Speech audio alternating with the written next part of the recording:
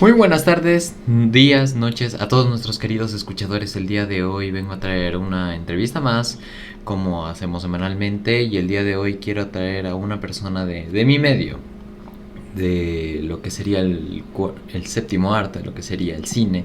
A mí realmente me encanta este tipo de expresión humana en la que realmente podemos dar un mensaje y transmitir algo que nos guste a todos o no a todos. Realmente es algo muy situacional y creo que una persona que le mete tanto empeño en crear historias, porque también es guionista, eh, nos va a dar una visión más abierta de lo que es esta industria y que nos podría ayudar. Así que bienvenido, Javi Nagasa, ¿cómo estás? ¿Qué tal? ¿Cómo estás? Muy buenas tardes, noches ya. ¿Cómo estás, Ignacio? Gracias por la invitación. Chéverazo, feliz de estar acá para poder conversar de lo que me plantees, ahí sí. Claro, esa es la idea. Un poco quiero traer para que des tu mensaje, para que entiendan lo que conlleva hacer todo tu trabajo. Así que para empezar esta entrevista podríamos definir tu carrera. Podríamos decir cómo empezaste y cómo te apasionaste por lo que ahora haces. Ya. A ver, te comento que en un inicio en realidad no siento que era como que tenía muy clara la película. O sea, siento que fue un proceso esto de descubrir la vocación que tenía. Ujú. Sí tuve un proceso en el que me perdí capaz, de hecho, bastante, y estuve hurgando en ingeniería, estuve hurgando por ahí en periodismo, pero me decido por las artes porque sentía que, sentía que tenía muchas cosas por decir y el lenguaje que utilizan las artes me parecía muy humanizador, eso me pasaba, me conectaba con algo muy humano.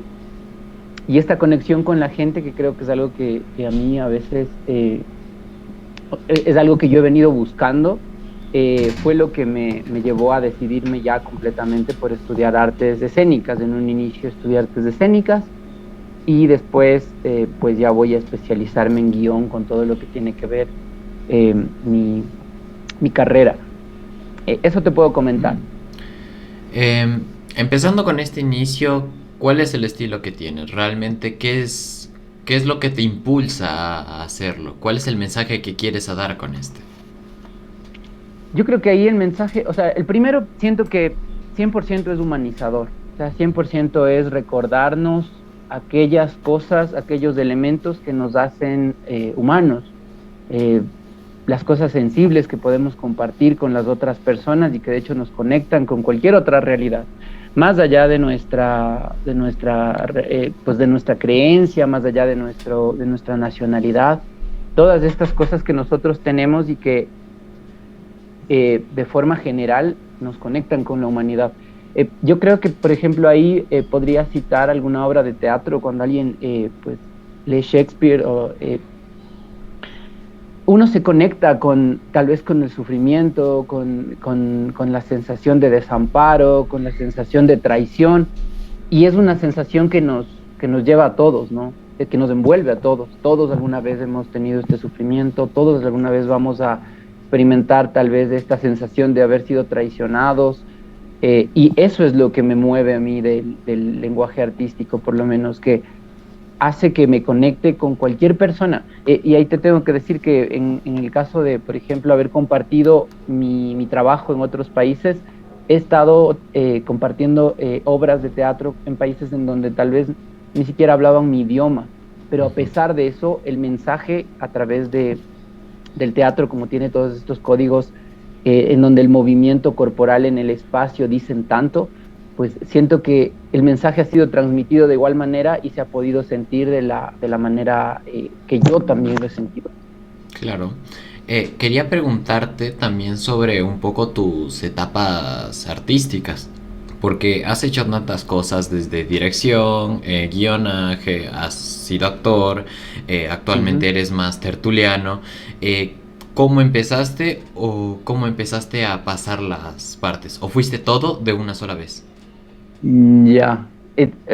Fíjate que ahí yo siento que, o sea, creo que las cosas como multidisciplinarias, tal vez que en un inicio para mí parecía que solo era un niño despistado, indeciso, eso. Ujú. El momento en el que todas las cosas se empiezan a concatenar, yo creo que es cuando elijo artes como tal, porque hago un clic con todo lo que me gustaba hacer, hago un clic con la interpretación, con el trabajo de actor, pero también después de eso, para graduarme ya, para terminar la carrera de artes, para la licenciatura, eh, le digo a mi profesor de toda la vida, Jorge Mateus, en la carrera, me refiero en la carrera de artes, le Ujú. digo que yo quisiera hacer una tesis y un proyecto que defienda el hecho de que un actor también puede escribir.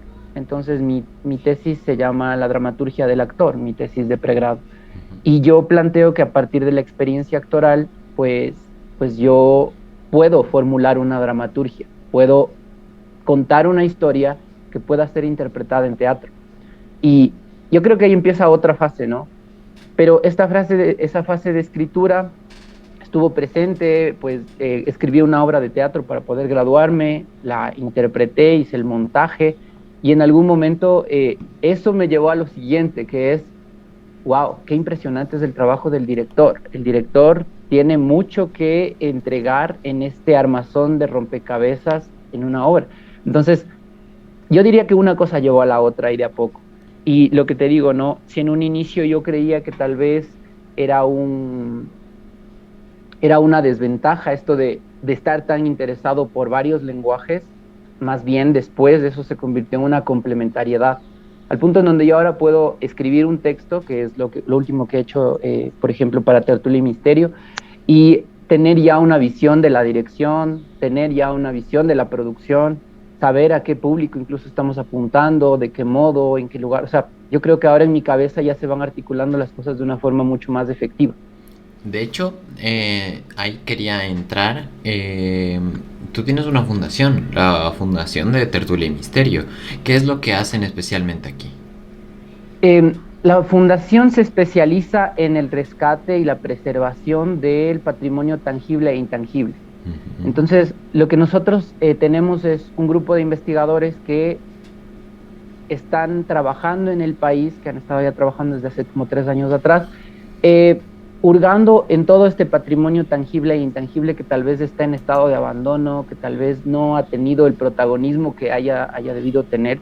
Y digo haya porque hay un montón de bienes inmuebles en Quito que están abandonados, que tal vez en otros países tendrían todo un modelo de gestión cultural en torno a ellos, por la historia que tienen, o sea, por todo lo que pueden otorgar, no solo como espacio físico, ¿no? Que sería interesantísimo que haya un centro cultural por poco en cada barrio, sino que tienen una historia, ahí voy con el patrimonio intangible. Es como que cada lugar del Ecuador, cada parroquia, cada bien inmueble de estos que hemos intervenido, ya tiene una historia rica que contar. Entonces nosotros investigamos esto y trabajamos artísticamente bueno, con un enfoque turístico y artístico para poder extraer de estos espacios pues lo mejor que se pueda dentro de todas las posibilidades artísticas que haya, ¿no? Del cine, de la danza, del teatro, de la poesía, la literatura, etcétera, etcétera. Ujú. Hablando de todos los aspectos de artes, me dijiste que llegaste a hacer obras en otros países. ¿Hasta dónde llegaste y con qué obra? A ver, debería decir que hay dos momentos en los cuales he tenido la oportunidad de viajar. Sí. El uno fue mucho más mochilero, mucho más como de exploración Erasmus. de mí mismo, digamos. Sí, sí, en esa época, te cuento que cuando yo me gradué del colegio yo no quería volver a estudiar, no quería para nada. Yo salí súper peleado con la institución, dije esto no es para mí definitivamente, yo no voy a volver a estar en una institución educativa. Y entonces yo ahí tenía un grupo de amigos que todos tenían diferentes intereses como artísticos y entre ellos eran, pues algunos eran circenses y acrobacia, malabares y que sí tenía amigos que ya grababan algunas cosas como en cortometraje y todo lo demás. Ujú. Y en algún momento se presentó la oportunidad de viajar. Entonces el primer viaje fuera es es un poco un viaje de exploración, tal vez es un viaje que a mí me hace entender que el asunto de la educación no tiene que ver con el título, ni tiene que ver con el dinero que la gente quiera o no quiera ganar con eso, sino que tiene que ver con que está indagando en algo que le interesa mucho y que necesita dedicarle un tiempo específico. Porque lo que a mí me pasa es que yo soy súper indisciplinado, por lo menos dentro de mi autoconcepción puedo decir que sí. Y cuando estoy dentro de la academia, tengo como en mi cabeza la regla del, claro, ahora estoy cursando tal vez una maestría y digo, ah, sí, entonces estas 3 horas del día las voy a dedicar a escribir porque en esta maestría tengo pues este plan, ¿no? Eso hacerlo de forma independiente creo que me cuesta un montón. Ahora creo que lo he hecho, pero a esa edad, tipo 17 años, 16, 17 años en realidad, cuando me graduaba del colegio, pues no tenía clara esa parte. No entendía el desarrollo de este conocimiento y no podía darle un engranaje para que eso surgiera.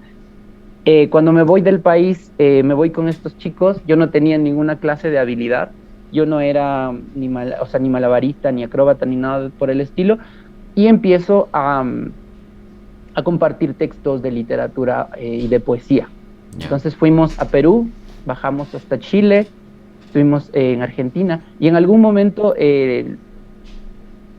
yo creo que fue como por la necesidad. Empecé a leerle poesía a la gente.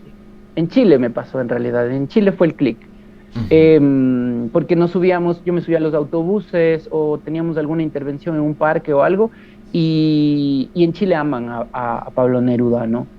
O sea, al igual que a muchos de sus escritores renombrados, y pues leerles un texto de Pablo Neruda era asegurarnos unas monedas. Eso pasó en todas partes, pero eso empecé a hacer con Vargas Llosa para Perú, eso empecé a hacer abajo con Borges en Argentina. Entonces, yo creo que fue un poco eso. Eso me hizo vislumbrar la posibilidad de lo que podía hacer yo en un espacio al que podía llamar escenario. Digo al que podía porque nunca tuvimos un escenario, no fue un teatro, fueron buses, fueron parques, pero ya me veía yo en el espacio, no sé si interpretando, no sé si podría usar esa palabra todavía, porque yo ahora sostengo que nosotros somos improvisadores naturales. Los seres humanos improvisan durante toda su vida, como los actores. O sea, yo ahora en mi trabajo de actuación, cuando estoy formulando los personajes de los que trabajo, pues estoy improvisando, estoy jugando con los elementos visuales, con todos los elementos que puedo para conformar a este ser humano al que me toca interpretar. Yo creo que ahí ya empecé a hacer eso. O sea, porque cogía una de las formas era mimetizarnos con el espacio. Entonces, inmediatamente yo escuchaba la forma de hablar de los chilenos, o la de los peruanos, o la de los argentinos, etcétera, etcétera. Pues yo empezaba con esta emulación para mimetizarme. En algún punto, pues pasaba por uno de ellos y no había ningún problema. Creo que de hecho, en algunos casos yo les decía como, estoy súper contento porque estoy aprendiendo palabras nuevas, estoy aprendiendo expresiones nuevas y estoy aprendiendo nuevas formas de articularme culturalmente con ustedes, a pesar de que no pertenezcamos específicamente al mismo espacio territorial. Entonces, sí siento que esa búsqueda va un poco por ahí. Digo, te podría decir que ya ahí ya tengo este primer acercamiento porque ya hay un acuerdo. Sí. Claro, hay un acuerdo económico ya. Entonces, es como, yo les leo, bueno, recuerdo que yo decía, hola, buenas noches, pues les he traído este poema, les voy a compartir este poema y nada, quisiera que lo disfruten un montón. Hubo un punto en donde me quedaba pensando cuán feliz era la gente en los mercados, en los autobuses, en los parques, en las plazas, en las escuelas, con que le leyera cosas. O sea, había gente que incluso siempre me decía como, o sea, usted hace esto porque trabaja con alguna fundación para la lectura o algo. Y yo les decía, no, hacemos esto porque somos como artistas itinerantes. Y decían, debería haber alguna. Me acuerdo que una señora una vez nos dijo, debería haber una fundación o alguna organización estatal que haga esto siempre. Entonces yo me quedé con esa sensación de que, a pesar de que creemos que en América Latina, por ahí, tal vez a la gente no tiene el hábito de la lectura tan ávido, yo decía, o sea, en mi país si hiciera esto, tal vez también encontraría un público. Esto de encontrar un público, tal vez no a todos, pero sí hay muchas personas a las cuales tal vez la poesía sí les impacta de una manera y pueda tener un espacio yo para transmitir lo que pienso a través de esto también. Yo ahí todavía no escribía de manera formal, no tenía cuentos, había unos dos o tres poemas que yo siento que, bueno, los poemas por el asunto romántico los tenía, porque alguna vez le escribía a mi novia cartas y a mi madre le escribía cartas porque no vivía con mi madre en la adolescencia y eso era escritura para mí, pero cuando me encontré con la poesía por esta necesidad, cuando viajé, fue interesante porque me quedé con esa sensación del, ay, qué chévere, porque ¿sabes qué me pasaba? Que comparaba los textos que yo compartía con la gente con lo que yo había escrito antes. Entonces decía, lo que está haciendo Borges con este texto es como un juego matemático. Porque a mí, yo adoro la escritura de Borges y siempre me sorprendía y decía, ¿cuánto tiempo se tardaría en escribir este poema? El poema de los dones, por ejemplo, que es uno que se me viene a la cabeza, que lo he dicho muchísimas veces, ¿no?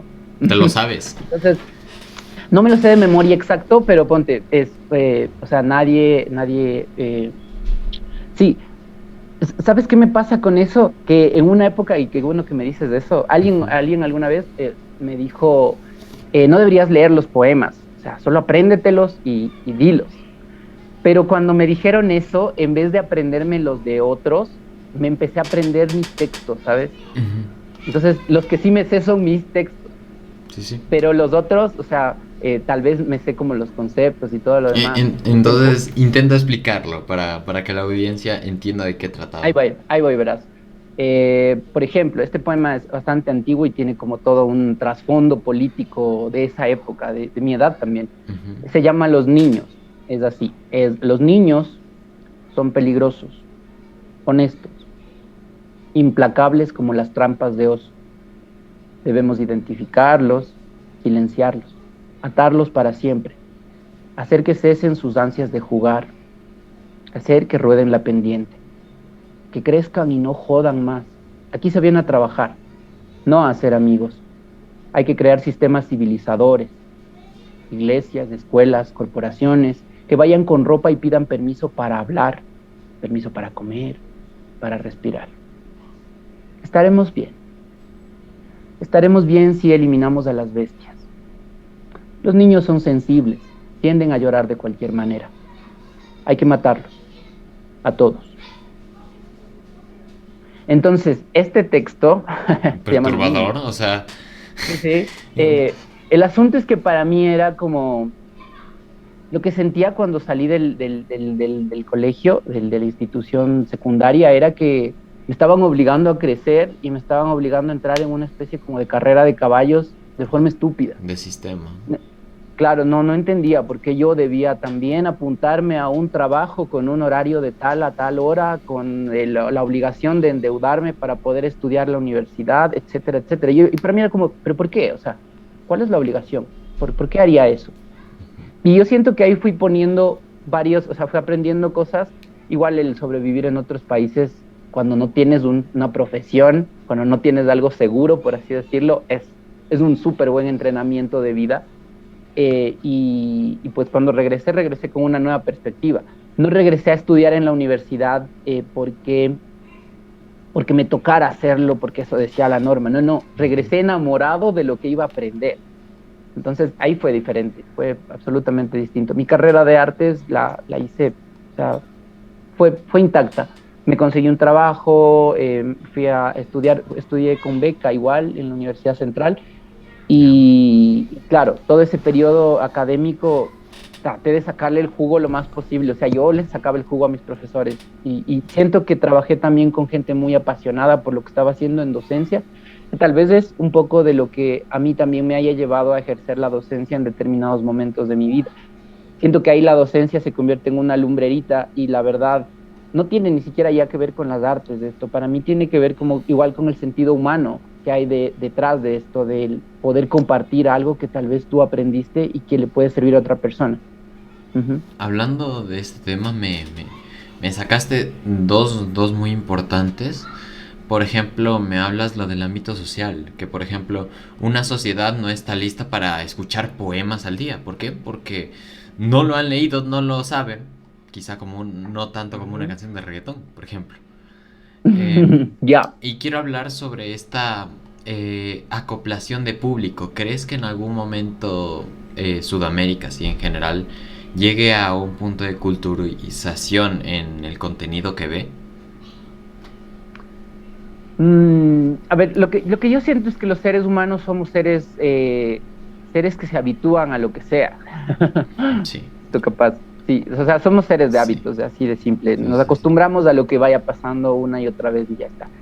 Y, y siento que, a ver, aquí tal vez voy a meterme un poco en contexto histórico, pero lo que siento es que los griegos tenían toda esta visión del arte en torno a la relación con el dios, ¿no? Entonces, los griegos empiezan a realizar este carnivale o esta fiesta de carnaval o esta fiesta de la carne para plantear este diálogo con el dios a través de la música, de la danza, de la pintura, de la escultura, del teatro, de todo. Y el teatro de pronto, sin que se den cuenta, el teatro aparece como esta declamación y este diálogo. Pero lo chistoso es que, fíjate que ahí aparecen ya un margen político en el teatro porque los primeros que se ven súper atraídos por eso, por este diálogo con Dios, son los esclavos y la gente que sufría por alguna clase de represión en Grecia.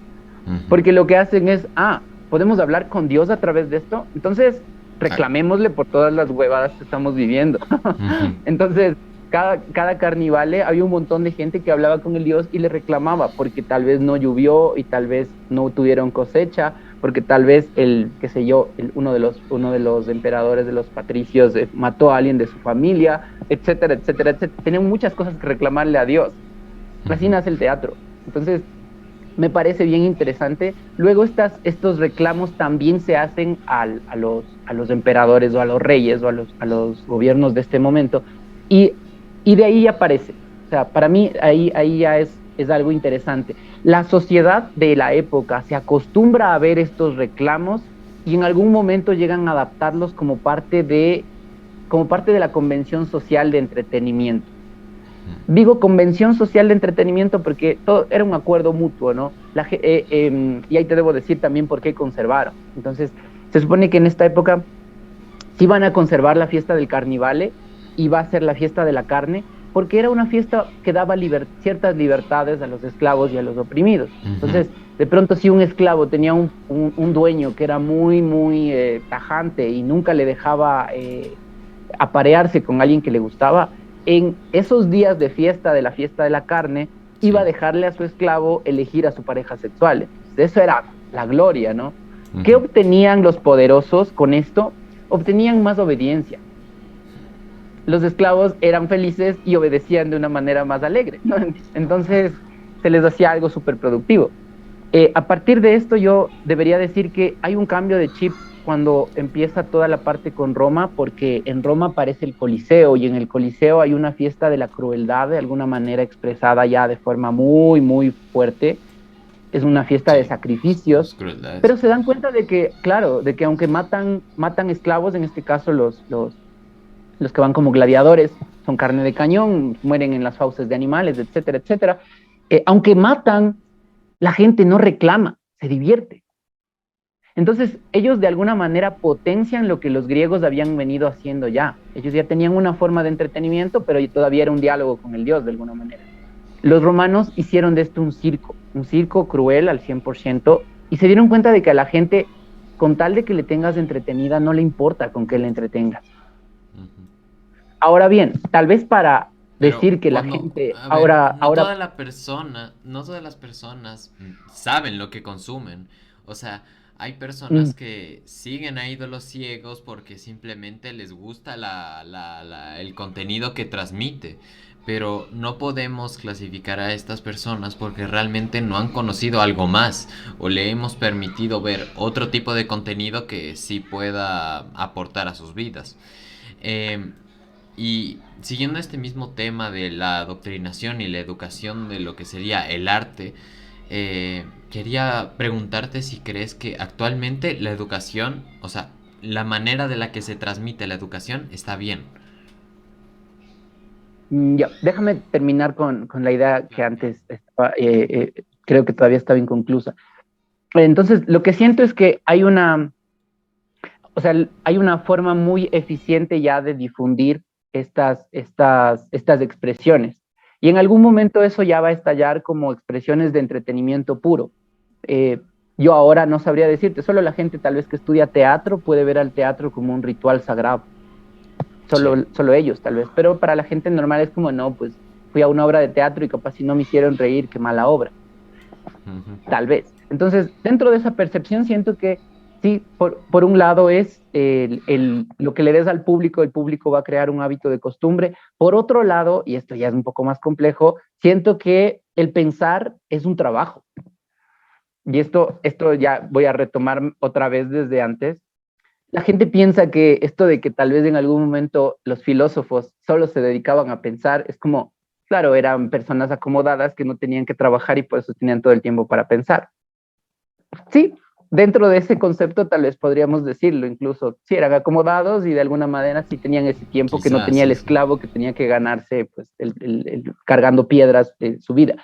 Pero el asunto es que el pensar sí puede estar dentro del rango de un trabajo, porque sí requiere de un proceso y porque nosotros asimilamos el mundo de forma automática de acuerdo a nuestras necesidades. Pero cuando nos detenemos a pensar, hacemos el clic de, ok, esto que estaba haciendo toda la semana capaz es un poco absurdo porque podría hacerlo de una manera más eficiente si es que. Entonces, el pensar es encontrar las estrategias de alguna manera mucho más, para hacer mucho más eficiente todo, el tiempo, el trabajo, todo. Y siento que ahí la mayor parte de nosotros en la época en la que vivimos, que es tan veloz, no quiere pensar. ¿Para qué Es muy detenernos? rápido. Podemos vivir Sí, en el sí. automático del todo me están dando, o sea, toda la información que necesito me la están dando, todo ya está ahí. De hecho, yo he escuchado a mucha gente que siempre me dice como, no, todo ya está hecho, Javier, entonces no te esfuerces en ninguna obra ni nada, o sea, ya todo, ya está todo hecho. Digo, sí, tal vez ya está todo hecho, pero sabes que no ha sido aplicado de todas las maneras posibles. Sí. Uno de los juegos artísticos que a mí me encanta es que en el arte te permiten, o sea, podría yo armar una obra de teatro entera en donde hable de la Segunda Guerra Mundial con un zapato en escena, me explico. El teatro pobre enseñaba que Es uno, muy abstracto realmente. Puedes darle sí, la visión que quieras. absolutamente, pero creo que eso puedes hacer con la vida en general, si te detienes a pensar. Entonces, para mí, una de las cosas que tienen que ver con esto de que la gente no sea culta o algo así, es porque la mayor parte de nosotros tenemos pereza de detenernos a pensar, de detenernos a analizar las cosas, y por eso no tenemos un sentido crítico, por eso no tenemos una reflexividad, por eso vivimos en el automático de lo que nos dan.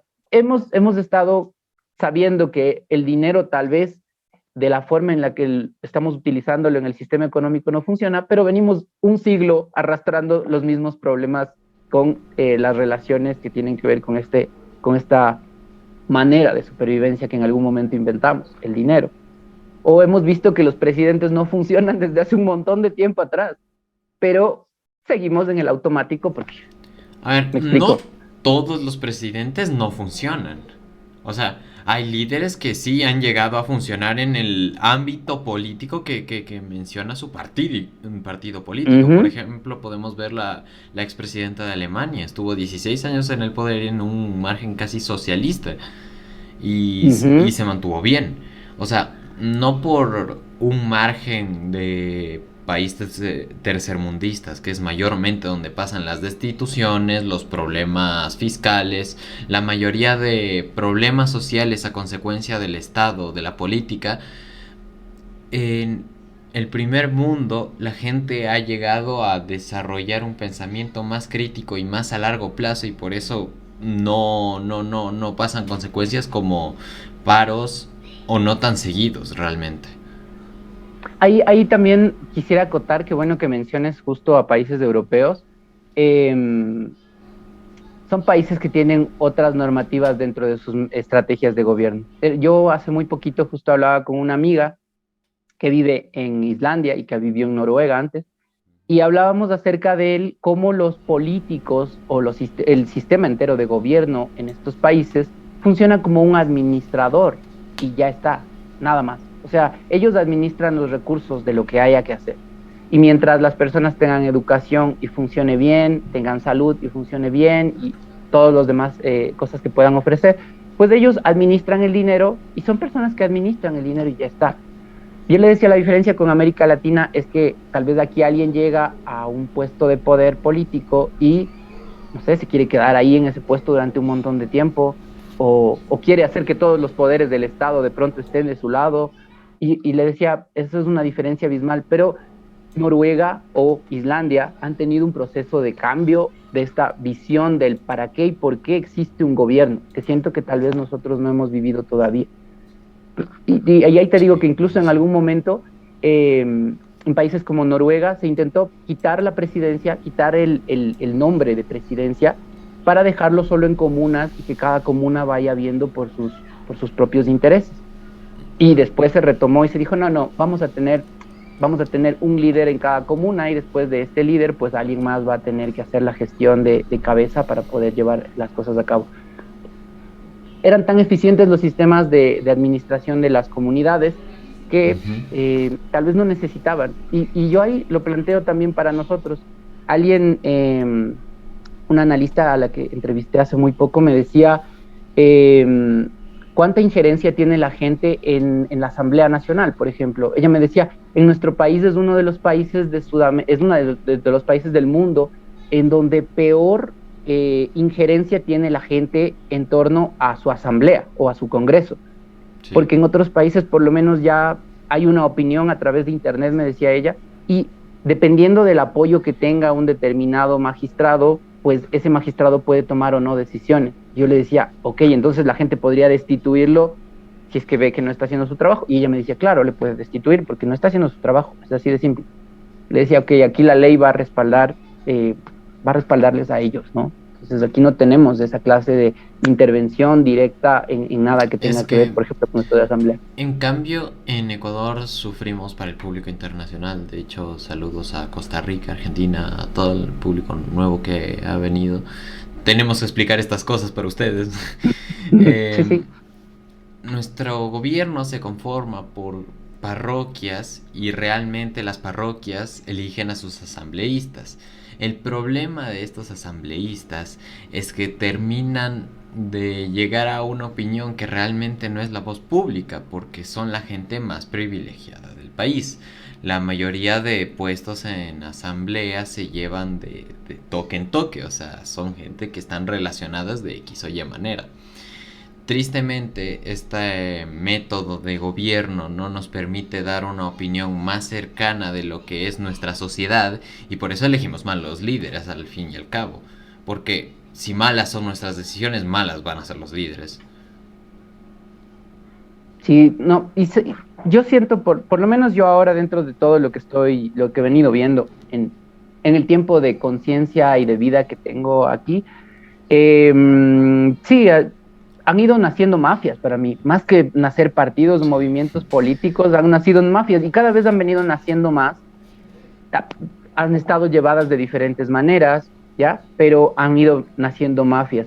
Y es chistoso, pero yo cuando hablo con mi madre, por ejemplo, acerca de política, ella me dice, ¿sabes qué es lo interesante ahora? Que por lo menos ahora entiendo que nos están robando. Y yo le digo, ok, y ella me dice, porque antes nosotros ni nos enterábamos. O sea, puede ser que el Ecuador en algún momento encontró que tenía petróleo y que ese bien era súper preciado para el mundo y le podía dar mucho dinero. Te prometo que la gente de esa época no lo vivió. Yo le digo, ok. Entonces ella dice, creo que ahora somos conscientes de que nos están robando, pero de ahí siento que eso ha sido así siempre. Sí, Eh, realmente no hemos llegado a aprovechar todo el potencial que tiene Ecuador a niveles brutos, porque concedemos una gran cantidad de materia prima, mano de obra, tenemos parte del Amazonas, la parte más importante, la parte más biodiversa. Somos un territorio turístico y cultural enorme, ya sea por las culturas que hubo aquí y que luego vinieron acá.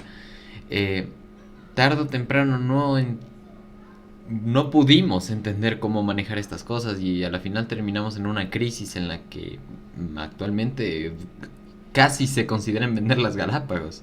O sea, estamos en una condición humana, al menos acá en este país, en la que no sabemos cuál va a ser la siguiente deuda internacional porque no se sabe bien el dinero que se maneja aquí. Ujú. Y sabes que es complicado el ya meternos en estos asuntos como ya más políticos, porque yo siento que también las personas piensan que evaden, o sea, más que pensar, siento que evaden mucho estas temáticas que tienen que ver con el qué cosas, qué elementos nomás están mal y por qué el Ecuador no puede salir adelante a pesar de tener todo lo que acabas de mencionar de riqueza natural, de riqueza cultural y demás. Y, y retomando lo que te dije antes, nuestro sistema de entretenimiento se convierte en un protagonista. Entonces tal vez la gente mira a la política como a un circo también. O sea, esta última vez que hablaba con una amiga, mi amiga hizo una broma y dijo, oye, pero no hables mal de, qué sé yo, de los Bucaram, porque luego te pueden mandar a matar. Hizo una broma. Entonces todos en el grupo nos reímos, pero A ver, para mí fue como, en escalas es real. oye, esa broma que acabas de hacer Es es súper verídica. cierta, ¿no? O Ha sea, sí pasado. me podrían, claro, o sea, sí, sí te podrían. Y eso es lo chistoso, que toda la gente sabe, pero de ahí tú dices, ¿y por qué estas personas por lo menos no están presas, no? Y de ahí dices, ah, es que nuestro sistema de justicia es muy inútil. Hace Nuestro muy poquito sistema de entrevisté. justicia es muy inútil. Es gente que tiene ya demasiado dinero y que ya está muy dispersa en el mundo. Así que no van a servir. Claro, o sea, solo si digo eso ya es muy alarmante, ¿cachai? Si es que yo digo, nuestro sistema de justicia no funciona para nada, para uno ya es como, ok, si es que el sistema de justicia no funciona, entonces, ¿quién ayuda a que se aplique la ley a todos por igual y de la manera que está estructurada? Es que ese es el Te lo problema. No planteé, es pero, por igual. ajá, No es por igual. no, para nada, o sea, claro, para nada, ni un poco. O sea, hay No, no. maestros que no cumplieron con su licencia 2 meses y fueron encarcelados 5 años. Ujú. Y ladrones de tiendas que cometieron asaltos violentos 3. O sea, es una hipocresía total. O sea, eh, que una persona que no es un criminal, porque hay que diferenciar las dos variantes de criminal y una persona que cometió un delito. Una persona que se animó mucho y fue a 150 kilómetros por la calle no es un delincuente. Es una persona que cometió un delito. Porque aunque haya ido muy rápido, no le hizo daño a nadie. Pudo haberlo hecho, sí, y por eso es ilegal y por eso está mal. Pero no es una persona que quería hacer daño a alguien. En cambio, un criminal es una persona que realmente hizo daño, que todas las pruebas testifican que sí hizo daño y aún así le ponen una sanción mucho menor. Así que el sistema, al menos judicial aquí, está muy, muy en contra de la justicia. Sí, no, la verdad esa parte, o sea, por eso yo también estoy tomándola con pinzas para no sumergirme demasiado en esto. Para Pero que no bueno, lleguen el los trabajo que Bucaram. nosotros, fíjate, no, no, y creo que yo, sí, y eso también que acabas de decir está chéverazo, porque sonaría bien amenazador, ¿no? Decir que por hablar mal de estas personas en algún momento te va a pasar algo. Y, y tal vez para personas como yo, por ejemplo, dices como no sé, a mí me educaron para morirme diciendo la verdad, me explico, y tal vez incluso yo siento que en mi vida eso me ha traído un montón de inconvenientes complejos, O sea, pero estás diciendo lo que piensas y siento que si es que la gente, y aquí es con algo honesto. súper importante, siento que si la gente, o sea, nosotros como ciudadanos, tenemos miedo de expresarnos en los medios a través de lo que pensamos y de lo que de alguna manera hemos evidenciado en nuestro entorno, Sí. o sea, no siento que nos cuarten la libertad de expresión de esa manera sea para nada saludable. O sea, si por último le van a matar a alguien, pues si estaba diciendo algo que pensaba y estaba diciendo algo que sentía y siento que ahí hay un sentido de Es que, libertad todavía. por ejemplo, el público ecuatoriano olvida muy rápido. Y, No, no, y eso en y creo te que lo en el voy a mundo decir ahorita. con dos cosas. Por ejemplo, el aluvión de la Gasca ya había pasado en el 70. Y Ujú. pasó otra vez y nadie tomó medidas y todos sufrieron las mismas consecuencias. Eh, realmente, cuando pasan estos incidentes, porque Dame un ya... segundito Claro, porque claro. sí le puedes cortar, Sí, supongo sí, luego, claro, ¿no? claro. Dame un segundito.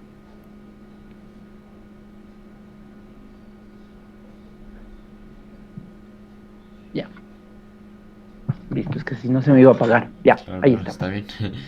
Eh, como te decía, actualmente ya hay mafias que realmente manejan parte de la seguridad de lo que es, bueno, seguridad que ya no hay alguna. Que aquí, al menos en Ecuador, está muy difícil la situación de la violencia y que Ujú, realmente una persona como Efraín Ruales, que fue tan pública en su momento, que era una estrella de ujú. televisión, que habló en contra de ideologías, porque realmente ir contra un partido político es ir contra una ideología y las que lo representan, fue asesinado y todos se quedaron con la broma de que no hables mal de los Bucaram porque te van a matar. Y no Ujú, creo que a la final deba ser tomado como un chiste, porque ujú. después de varios tiempos se demuestra que eso es verdad y que puede pasar. Ahí tendría una respuesta para eso. Durante toda la historia nosotros hemos convertido las cosas que nos atemorizan en algo cómico. O sea, la historia de la humanidad está en eso. Y deberíamos tomarlo en cuenta, claro. O sea, una cosa es que nosotros nos preocupemos por algo y lo convirtamos en un meme. Y otra diferente es que tengamos un sistema de organización para que eso no vuelva a pasar. Pero para serte sincero, lo que siento también es que nuestro país está pasando por un momento súper crítico. Tal vez para mí el único momento que ha estado tan mal a nivel social y a nivel ético, incluso podría decir, es en la crisis del 99, del 2000, cuando hubo esta migración hacia otros países por el feriado bancario.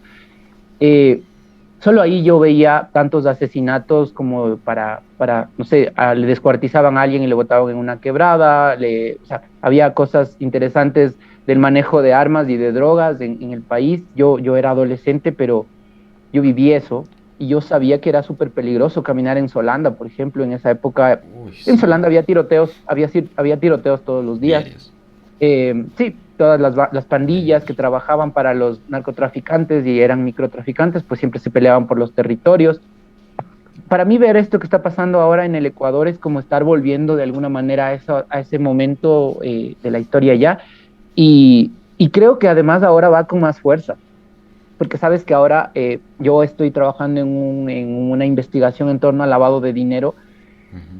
Y es muy loco porque en el Ecuador ahora, en este momento, estamos teniendo más de 50 organizaciones empresariales que le pagan a la gente un interés del más del 50% de su dinero invertido.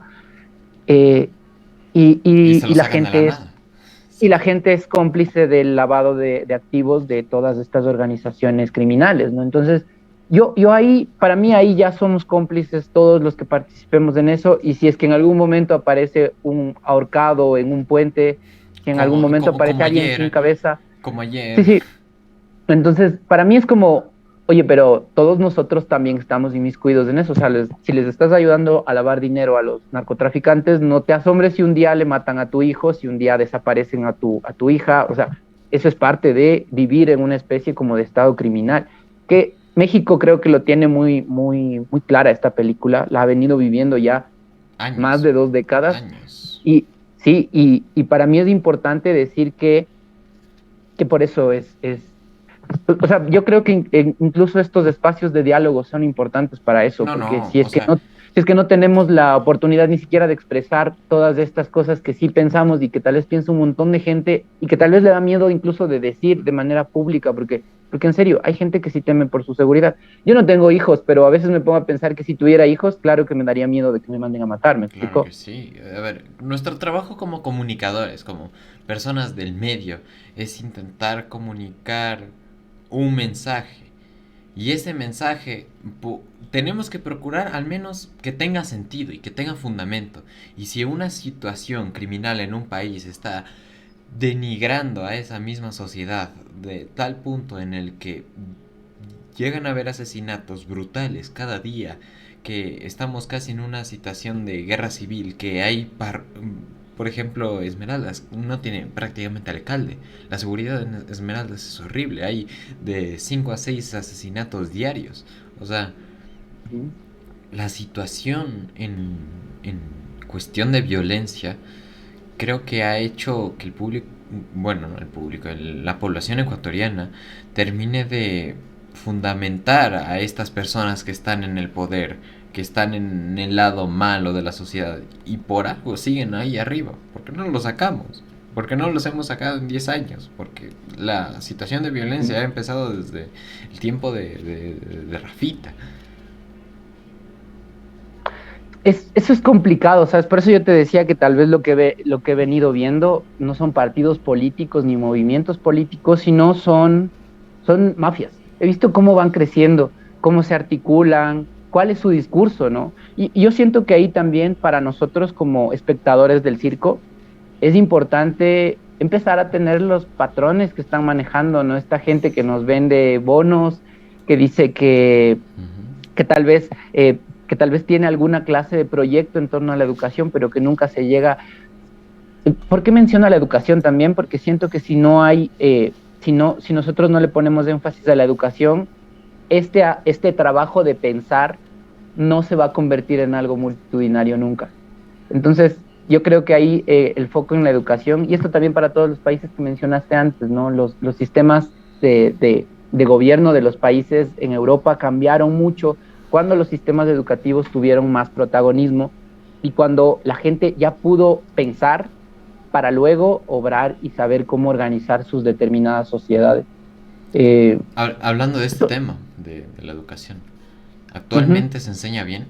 ¿Tú crees que se enseña bien? Ahí vuelvo, esta pregunta me la habías Sí, hecho sí, antes. por eso. Yo creo que las mallas curriculares del Ecuador son muy pobres, ¿sabes?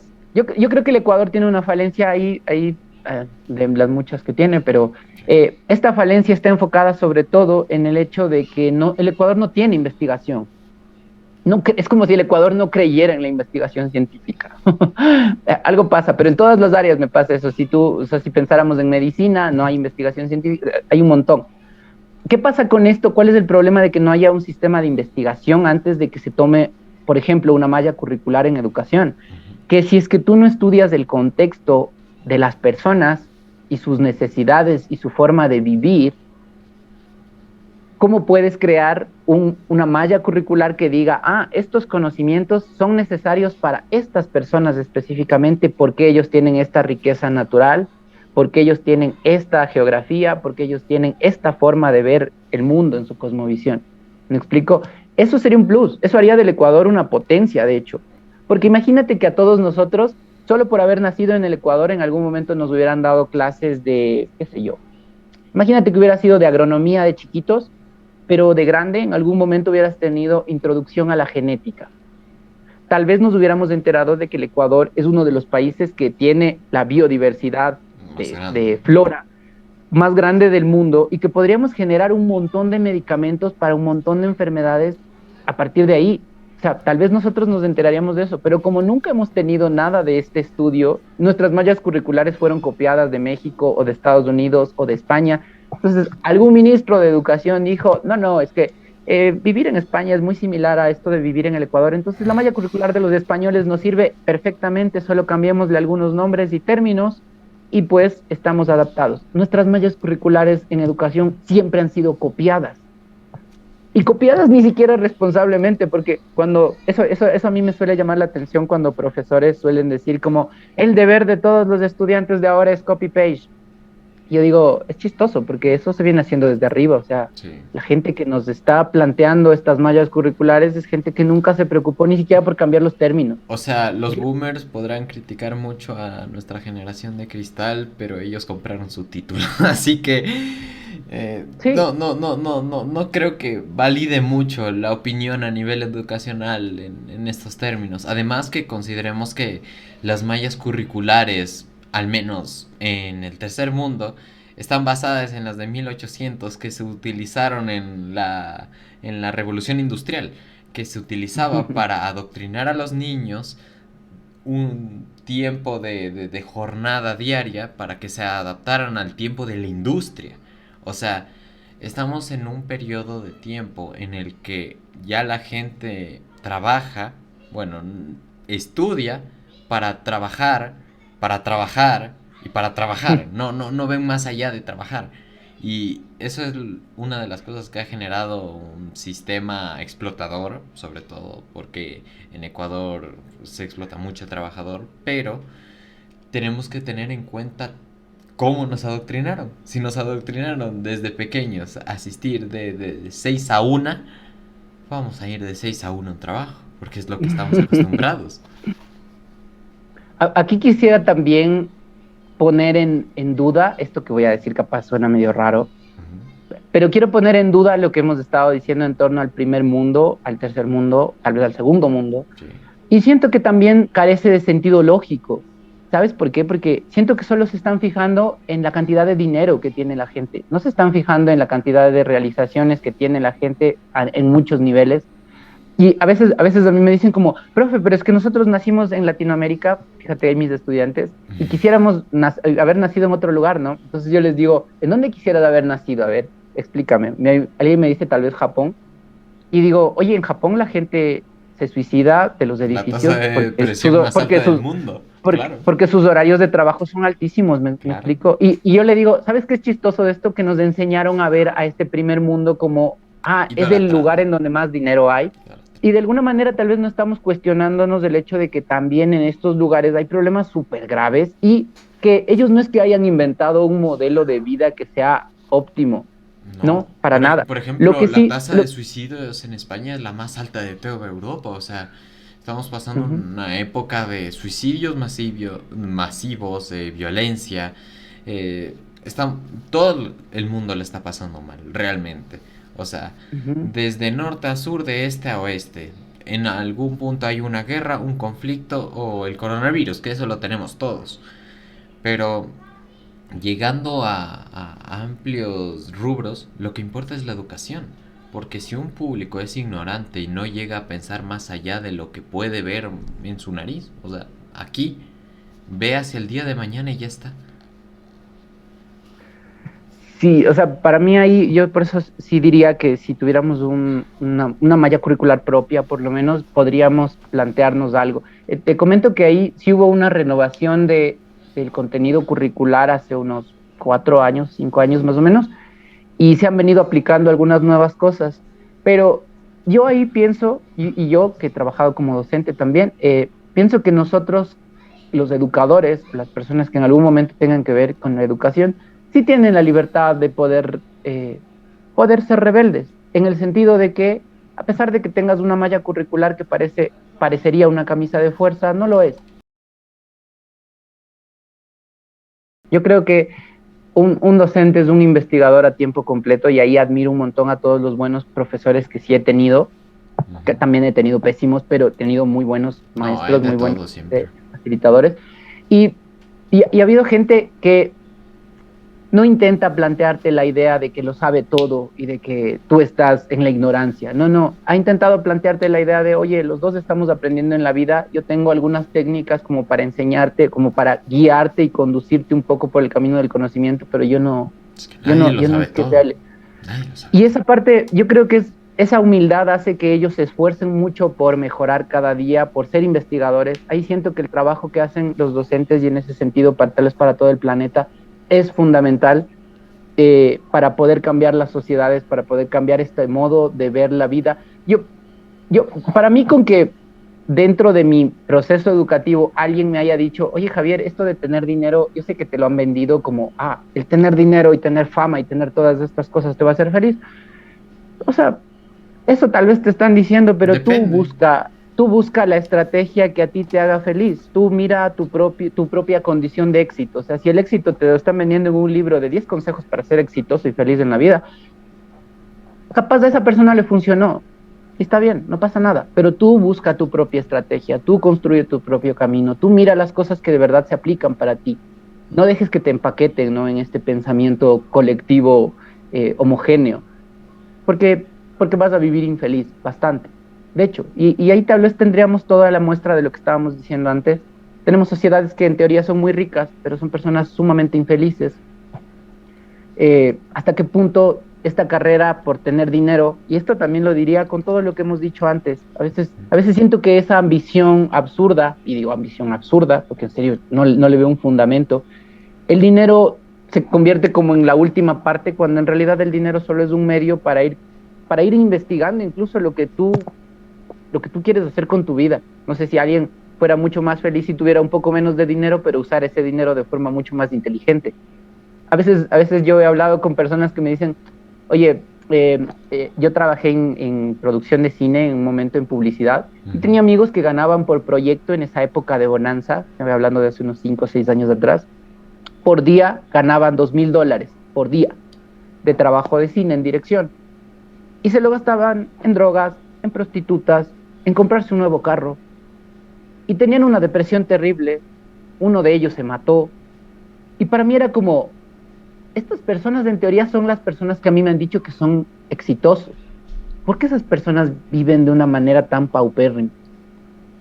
Destructiva, es la Claro, palabra. ¿cuál era el concepto? Porque la verdad yo sentía que ganaba el dinero que necesitaba para solventar mis asuntos, tal vez para alguna vez viajar, tal vez, me explico, pero El yo no dinero es trabajaba en eso. importante, pero no vital. O sea, se necesita para comer, porque necesidades básicas, lo entiendo. Pero si en algún momento estás buscando dinero para llenar algo más sentimental, algo más introspectivo, algo más profundo, nunca lo vas a llenar. Porque lo físico, bueno, lo mental le gana a lo físico. Y lo físico nunca termina de llenar lo mental. Y por eso creo que estas personas no saben cómo identificar sus problemas y quieren resolverlo con esfuerzo, como lo han hecho toda su vida. Sí, ahí también lo dejaríamos para el modo de vivir que tenemos ahora, que sí siento que a veces se acopla, está muy acoplado a cómo nos venden el entretenimiento, ¿no? Entonces, ahí retomo algo que dije antes. La sociedad romana se convirtió en un espejo del entretenimiento. Entonces, como los romanos les vendían espectáculos en el Coliseo en donde morían personas y ganaban una guerra, entonces, claro, la gente se inscribía en la milicia, pero siguen haciendo ese adoctrinamiento con nosotros, ese adoctrinamiento a través de del entretenimiento. Por eso la gente, tal vez, un montón de gente tal vez ahora quiera ser creador de contenido para ser famoso, porque Forbes saca que los TikTokers son millonarios. Y para mí es como, oye, fíjate que lo que te están vendiendo es un circo. No te están vendiendo un modelo de vida para ti. Eso Nadie no te puede puede ser un vender. estilo de vida. Ajá. Mira, Claro, entonces, nosotros para somos mí, personas que realmente, bueno, al menos con lo que he logrado identificar con tu contenido y con lo que hablamos, realmente somos personas que dan información, dan una manera de ver la vida, no intentan dar una apariencia, como usualmente es la manera que todos quieren ver el mundo de lo que es la creación del contenido. Así que yo me veo más para dar un mensaje. Yo no quiero crear una apariencia de lo que soy yo, no quiero al menos llegar a tener un ego desmedido de quién soy, sino quiero dar un mensaje que le pueda servir a una persona que está ahí, o que está aburrida, o que quiera aprender algo, o que realmente necesita hablar con alguien. Porque pienso que tú y yo somos personas que a la final damos historias y damos contextos que a la final una persona puede vivir. Y estos contextos que una persona puede vivir nos llevan a entender a nuestra audiencia. Y este reflejo de que nuestra audiencia se siente identificada con nosotros es el reflejo de que las personas son muy influenciables y se pueden llevar por cosas muy fáciles.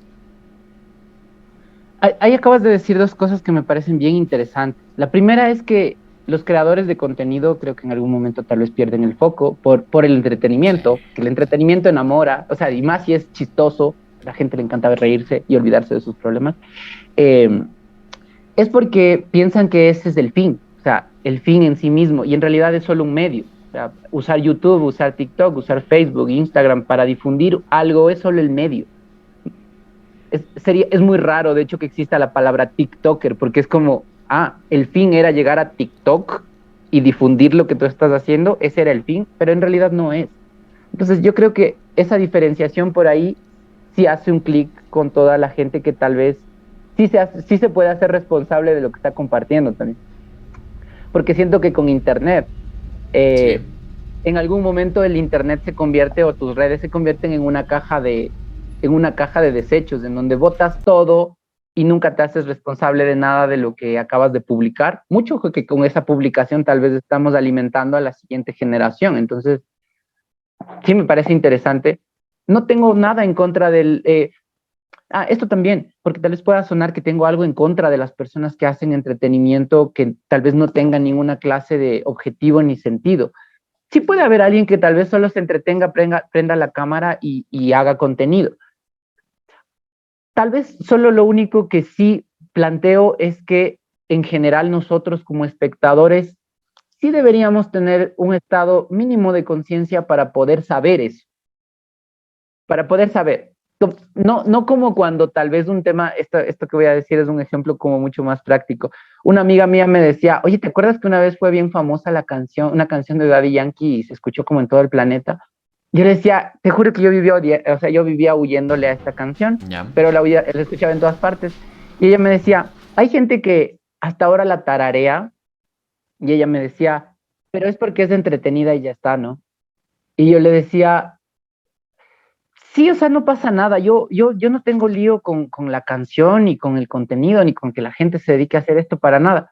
Lo único que yo siento es que en algún momento la masa empieza, o sea, asume algo y por la cantidad de personas que están, les imponen al resto de personas esto. Eso le decía. Eso es lo único que Presión tal vez me social. incomode un poquito. Claro, entonces yo le decía, para mí es como, o sea, yo no tengo ningún problema con todos los gustos que puedas tener. El problema es cuando tal vez esa colectividad me impone esto y a mí me toca llevar en serio audífonos porque en el taxi ponen esto, porque en el banco ponen esto, porque yo sé que ahora tenemos muchas libertades en teoría con lo de, digo en teoría porque yo sé que Spotify en realidad tiene sus propios cucos del cómo eligen a sus artistas. Anuncios. Sí, entonces, Un saludo al público de sí, Spotify que no está viendo nada de esto, pero nos está escuchando, así que... sí, sí, sí, un saludo. Y la verdad, a mí me parece por eso bien interesante el vínculo que podemos establecer si es que ya decimos que esto solo es un medio. Spotify es un medio, YouTube es un medio. ¿Un medio para qué? En este caso, como dijiste, tal vez para establecer nexos, vínculos, para identificarnos con las otras personas, para contarles estas historias de otras personas que tal vez son similares a las mías, que tal vez son similares a las tuyas, etcétera, etcétera. Eso me parece bien bacán, esto de cómo construir puentes de ahí. Siento que esto en algún momento podría ser ilegal, ¿sabes? Y de hecho, yo sé que Uy. no podríamos hacer esto si viviéramos en Corea del Norte, por ejemplo, o en China, La distribución de que está medio, información en China está jodida. que está muy, ajá, eso te iba a decir, como, o sea, Sí, si sí. estuviéramos haciendo este podcast y estuviéramos viviendo en Pekín, mucho ojo con que podrías ir El preso social tú, credit, podría ir preso yo, ajá. cuidado. Yo sé que en un futuro capaz China también es parte de la República del Ecuador, pero por O ahora todavía puedo nosotros. manifestar esto, o O nosotros, ajá, somos, nosotros. sí, sí, de hecho, más bien nosotros somos parte de la República Popular China, y sí me parece bien interesante el trabajo, por eso que tiene que ver con esto de hablar con las personas y poder establecer diálogos en los cuales puedas entender tal vez alguna cosa que tú mismo estabas intentando racionalizar.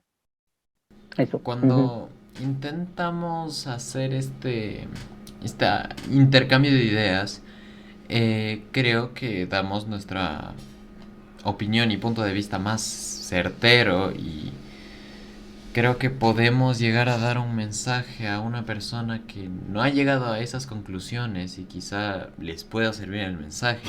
Y creo que esa es la principal caída de un sistema, por ejemplo, como lo sería Corea del Norte, una dictadura. Porque cuando una persona empieza a hallarle respuestas a los problemas que tiene ese sistema, la gente se da cuenta. Y la gente no es que no sea tonta, también se da cuenta, solo que no se entera de esas cosas. Y la desinformación. Por eso yo pienso que un país sin un buen periodismo no es un buen país. Porque la gente al final no sabe realmente lo que está pasando con el país y no puede saber si la decisión que tomaron fue buena o mala, porque no saben las consecuencias que trajo esa decisión. Y sabes que ahí, esto también va a sonar raro, pero siento que la labor, a ver, primero en la construcción de ideas, creo que es buenísimo que podamos invitar a gente que no piensa como nosotros también, ¿sabes? Sí. Porque también eso abriría el espectro para que más personas que incluso tal vez me odian a mí, o te odian a ti, o odian a algún otro creador de contenido, periodista o cualquier persona, investigador, eh, pueda ponerse e identificarse con esa persona.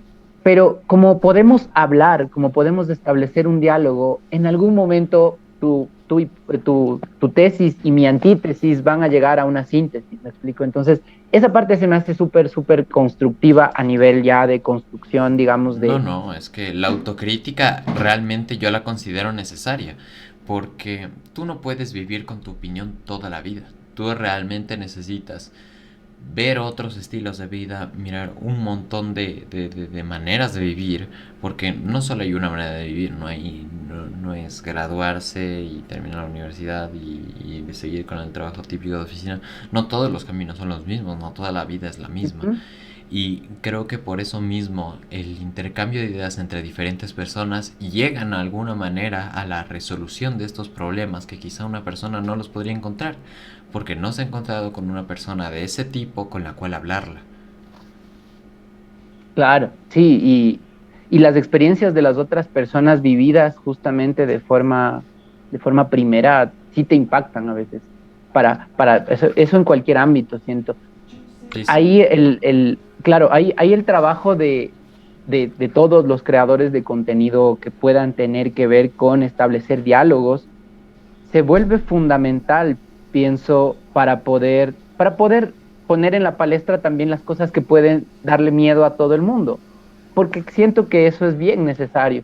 Eso que acabamos de decir con la broma de los Bucaram, me parece bien necesario, ponte, porque Damos pienso el que a mensaje. pesar de que Sí, sí. toda la sociedad, claro, tenga esta idea en la cabeza, si tenemos un clic cuando decimos, oye, pero creo que estamos hablando, o sea, más que un chiste es anécdota. Eh, Más sí que te un pueden mandar chiste a de esa matar, anécdota. ¿no? Ajá, sí. Y ahí el problema tal vez se evidencia más. Digo, se evidencia más, ¿sabes por qué también? Porque siento que a ver, socialmente nos hacemos los locos con un montón de problemas y sí Sí. tratamos como de mejor prender el Netflix para ver qué está dando o Estamos ponernos a en nuestro punto celular. de entrar en la mayor extinción global que alguna vez haya visto el humano y aquí estamos haciendo un podcast. O sea, a ver, Claro, es- claro, claro. minimizamos problemas. Ah, aquí ya entré en otro contexto con lo que acabas de decir, pero no, en otra área, perdón, con lo que acabas de decir, pero sí se me hace importante entender que es como que hemos venido trabajando para nuestra extinción desde hace mucho tiempo atrás Ujú. y, y creo que las medidas han sido efectivas en todos los sentidos. Ahora, yo te diría que venimos trabajando ahorita, en este momento, creando este podcast, de hecho, porque tal vez una inteligencia artificial se va a alimentar del diálogo que estamos manteniendo ahorita nosotros para crear algoritmos que no existen. Ujú. Te estoy diciendo algo que podrá Sí, sonar medio a realmente, película. por ejemplo, Google aprende a detectar malas palabras viendo videos y sabiendo dónde reportan las malas palabras y sabiendo identificar el sonido. O sea, esto ya no es ninguna ciencia ficción. Realmente, una inteligencia artificial puede aprender de lo que nosotros hablarnos y a la vez poder censurarnos. Claro. Para mí eso, o sea, yo no siento que estamos, y ahí tal vez vaya en contra un poco de lo que la gente a veces dice, que es como estamos yendo un poco a ciegas o de forma vaga o de forma, etcétera, etcétera, a nuestra siguiente fase de extinción. Ujú. Porque yo digo, no, hemos venido trabajando un montón para eso y la máquina cada vez más está mejor entrenada para la siguiente fase. Y siento además que la máquina sigue siendo nosotros. Tal vez, y me pongo a pensar en eso, esto que voy a decir también puede sonar Si raro, nosotros tal vez somos hereden, máquinas. tal vez hereden nuestra estupidez también. O sea, eso también me Sí. parecería bien interesante Mira, de tocar, porque, dime, dime. esta es una cosa muy humana, muy humana. Los errores, las máquinas cometen errores. Los humanos solo somos tontos. Y eso es muy distinto. Ya, para perfeccionar. Y en alguna Eh, manera llegaremos a transmitir eso a la máquina. Y ahí sabremos que la máquina en algún momento entiende.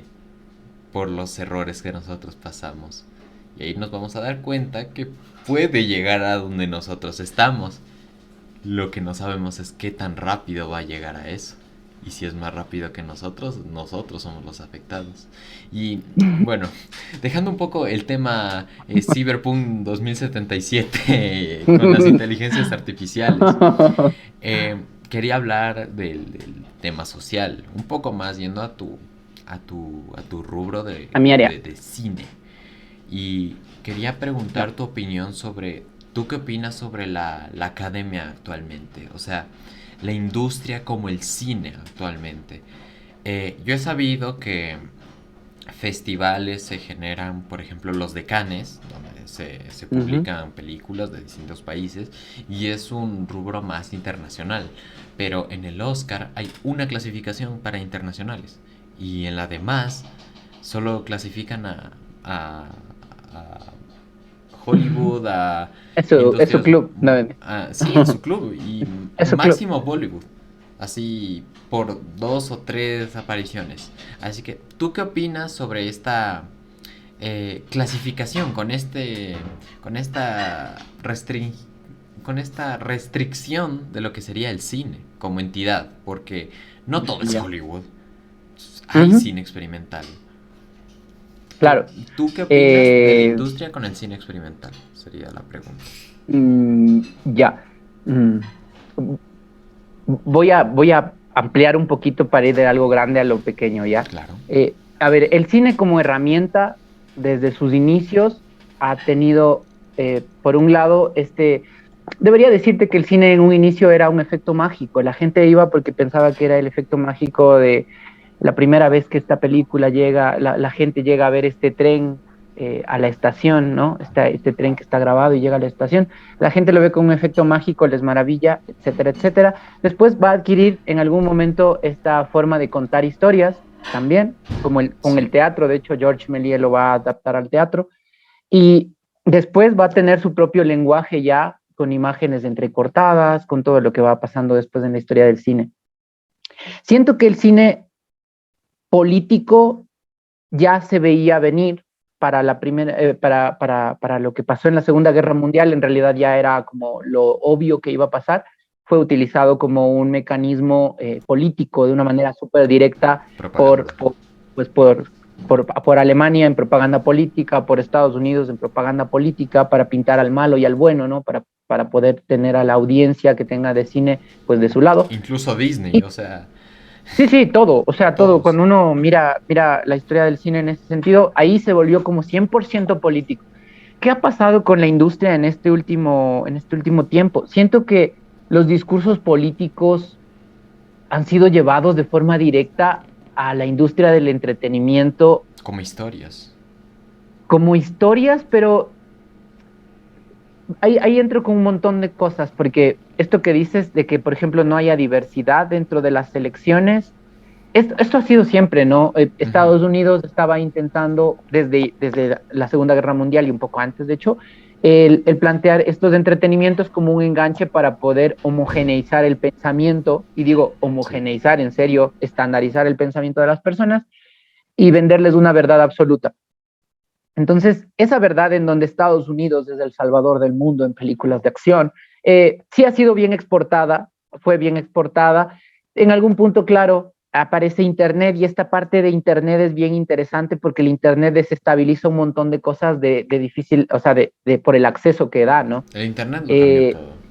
Sin, el sin lugar Internet a nos duda. dio la capacidad de poder descargar películas. Me acuerdo con Ares, bajabas 10 virus y tenías una película o una canción capaz, pero ya la tenías, ya podías Eh, descargarla. descargabas Gladiador y te llevabas el caballo de Troya de pasos. O sea, Sí.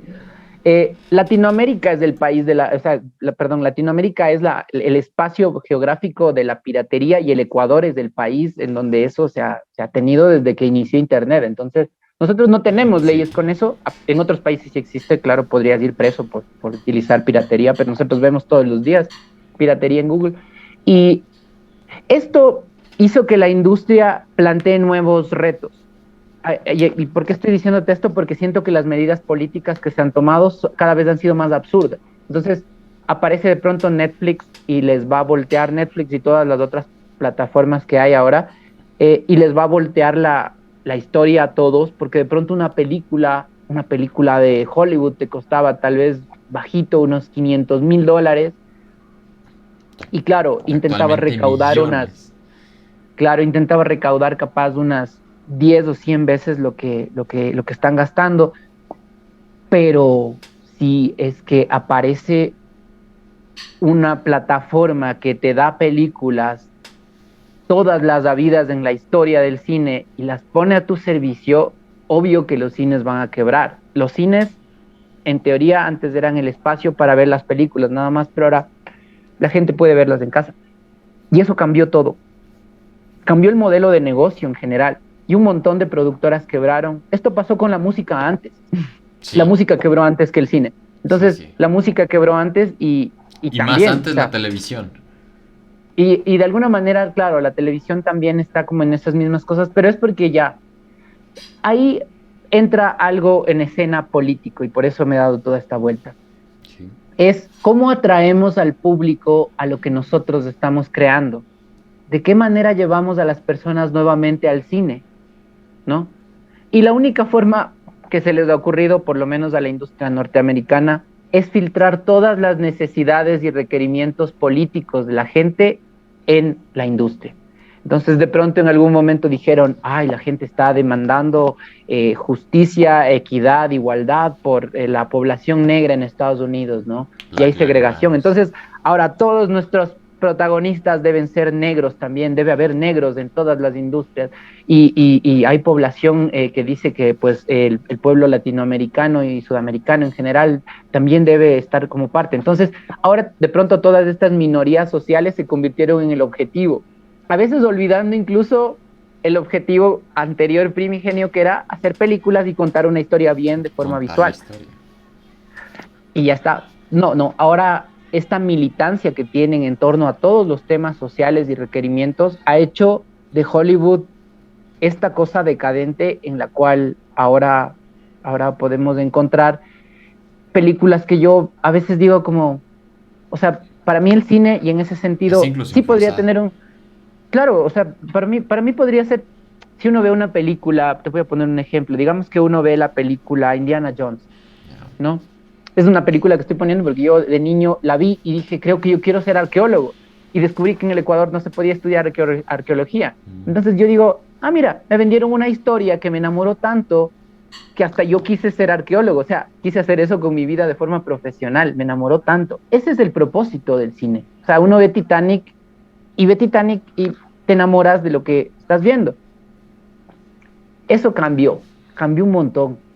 Y ahí no sé llegar al punto medio, porque yo creo que ya no hay punto medio para ellos, ya no hay retorno, porque además empezaron con una corriente en la cual siento que Hollywood entero, en vez de tomarse en serio todo el asunto de acoso sexual, por ejemplo, Sí. que es una de las cosas que más siento que carcomió las últimas producciones, en vez de tomárselo en serio con políticas estatales, lo llevaron al cine y empezaron a despedir a todas estas personas para quedar bien. Nunca es para hacer y crear un discurso nuevo en torno a que el acoso sexual o el abuso sexual dentro de la industria está mal. No, no. Es para quedar bien. Y yo creo que la gente ha identificado un montón esto. Por eso pienso que ahora la recaudación en general está pésima. La gente que en algún momento tal vez vivió súper cómoda del cine, Casi nadie va se al ha cine dado, ahora. casi nadie va al cine. Y en el futuro tal vez nadie va a ir. O sea, Sí. Bueno, está ya quizá como en para sus un últimas. estreno máximo. Es que yo pienso ahora Claro. que los cines solo se van a abrir en los estrenos, realmente, porque la Mm. película ya va a ser vendida a distintas productoras como Netflix, como HBO, y a la final se van a vender y se van a transmitir en sus servicios de streaming. ¿Por qué? Porque nadie quiere ir a ver al cine dos veces la misma película. La quiere en casa, con su Ujú. Netflix, con su chingadera. Así que cuando el cine se comercia de una manera que ya está localizada en la televisión de cada persona que esté en su casa, el sistema muere, los cines mueren. Y yo creo que la única salvación actual para el cine es o hacer sus propias producciones, que las producciones estén financiadas por Hollywood y solo se estrenen en Hollywood y en ciertos cines y solo se estrenan ahí, sería la única manera de revivir al cine. Porque si terminamos vendiendo todas las producciones al servicio de streaming, se van a terminar muriendo. Sí, no, o sea, yo lo veo medio inevitable. De ley va a Sí, haber cosas se va a morir. tecnológicas que nos sorprendan, o sea, de ley, eso sí siento. Siento que se viene una época en donde todos los avances tecnológicos van a incidir en que la gente vuelva a tal vez de vez en cuando a ir al cine por A o B circunstancia extra. Pero de ahí en general no creo. Y siento que ahí, y sabes que esta parte, esto le voy a robar de una entrevista que le hacen a Woody Allen que me parece bien interesante, Ujú. pero eh, el cine, sí, de tipo los 50, 60, 70, era un cine que estaba enfocado en contar buenas historias. Era un cine en donde los guionistas, en serio, o sea, el cine norteamericano o el cine, tal como el cine francés o tal como el cine ruso, tal como el cine español, tienen sus momentos de oro en donde ves 10 directores que estaban eligiendo a los mejores guionistas, a los mejores escritores de la época para contar historias magníficas, La época de impresionantes. Scorsese. O sea, Sí, o sea, estamos hablando de una forma de hacer cine que no tenía que ver con esta gran meca de hacer millones y millones y millones y millones. No, era, hagamos películas porque podemos vivir de esto. Y te diría incluso que estaba visto más como un enfoque artesanal, que a mí me parece algo sí. fundamental cuando te inmiscuyes a contar una historia individual, por ejemplo, una historia tal como tú decías, que capaz en la selección oficial tal vez ellos eligen una o dos películas de habla no inglesa o de que no pertenezca a su territorio. Y claro, es porque están negándose a ver la diversidad de historias que existen, porque eso no es su forma de estandarizar. Yo creo que ya deberían olvidarse de eso de estandarizar, mucho más ahora que China tiene más poder económico que Estados Unidos. Sí. Y deberían tal vez volver a esta forma que tenían de poder crear un espacio en el cual un director cualquiera, anónimo, pueda contarte una buena historia utilizando todo el sistema técnico que pueda. Y Por, eso tal vez no solo por ejemplo, para Estados Unidos, sino en general. por ejemplo, quizá Perros de Reserva, que Ujú, yo considero que es una mejor película que toda la saga Marvel. Y fue hecha en una sola sala. O sea, ujú. estamos considerando el gasto de millones de millones de millones de millones de gasto y de formar un universo en contra de una persona que grabó una de sus primeras películas. Scorsese ahí no era nadie. No, no, de Perros de Perdón, Reserva es de perdón, sí, Tarantino, sí, perdón. Ajá. Tarantino, perdón. Principios de cine estadounidense. Eh, Tarantino no había hecho ni Kill Bill. Ujú. Es antes de Kill Bill. Así que antes de toda la victoria de Tarantino, que hasta ahora Quentin sigue haciendo películas, hizo una película en una sola sala contando la historia de 7 mafiosos. Un grupo de mafiosos que tenía un problema, que ya no podían salir de ahí porque le dispararon a uno. Y con esa primicia tan simple se muestran tantos problemas, tantas emociones y se interpreta tan bien que puedes llegarte a sentir identificado con esos personajes. Y creo que el valor de una historia de ese tamaño realmente puede cambiar una visión de una persona a lo que respecta a su vida. Y ese cambio de mente, esa manera reintrospectiva de pensar la situación que tienes en tu vida, no creo que la tienes con una película de Marvel, porque es un texto basado en una historia que no tiene un fundamento. O sea, sí, está bien, pero no trata de compartir tu mensaje. Y creo que aunque el entretenimiento basura exista y que pueda ser potable para todos, yo también me pongo ahí de vez en cuando American Pie Ujú, y me caigo de la risa, y porque está bien, porque es entretenimiento basura y lo consumo. ujú. Pero tenemos que valorar un cine que realmente nos diga algo y que realmente nos enseñe el valor de ser humano. Siento que eso pasa que con todas las expresiones artísticas, ¿no? Y volvemos tal vez a esto anterior del el trabajo de pensar. El trabajo de pensar a veces no nos lo queremos tomar y por eso preferimos tener este consumo, tener este producto de consumo más bien masivo. Yo no tengo lío con Marvel, la verdad. No, A no, mí las historias de héroes, yo me fui no, de Premiere a la de Spider-Man. Yo no soy quien sí, para sí, decir. no, yo te digo, no tengo nada en contra de eso, y eso puede ser parte de, pero no siento que, lo que no siento es que eso te impacte igual que alguna buena historia que haya visto. O sea, por ejemplo, a mí me encanta Tarkovsky, ponte, de directores de cine, y es uno de los directores más extraños que hay en función a que él intentaba hacer poesía visual. Él ni siquiera quiere contar historias, ¿sabes?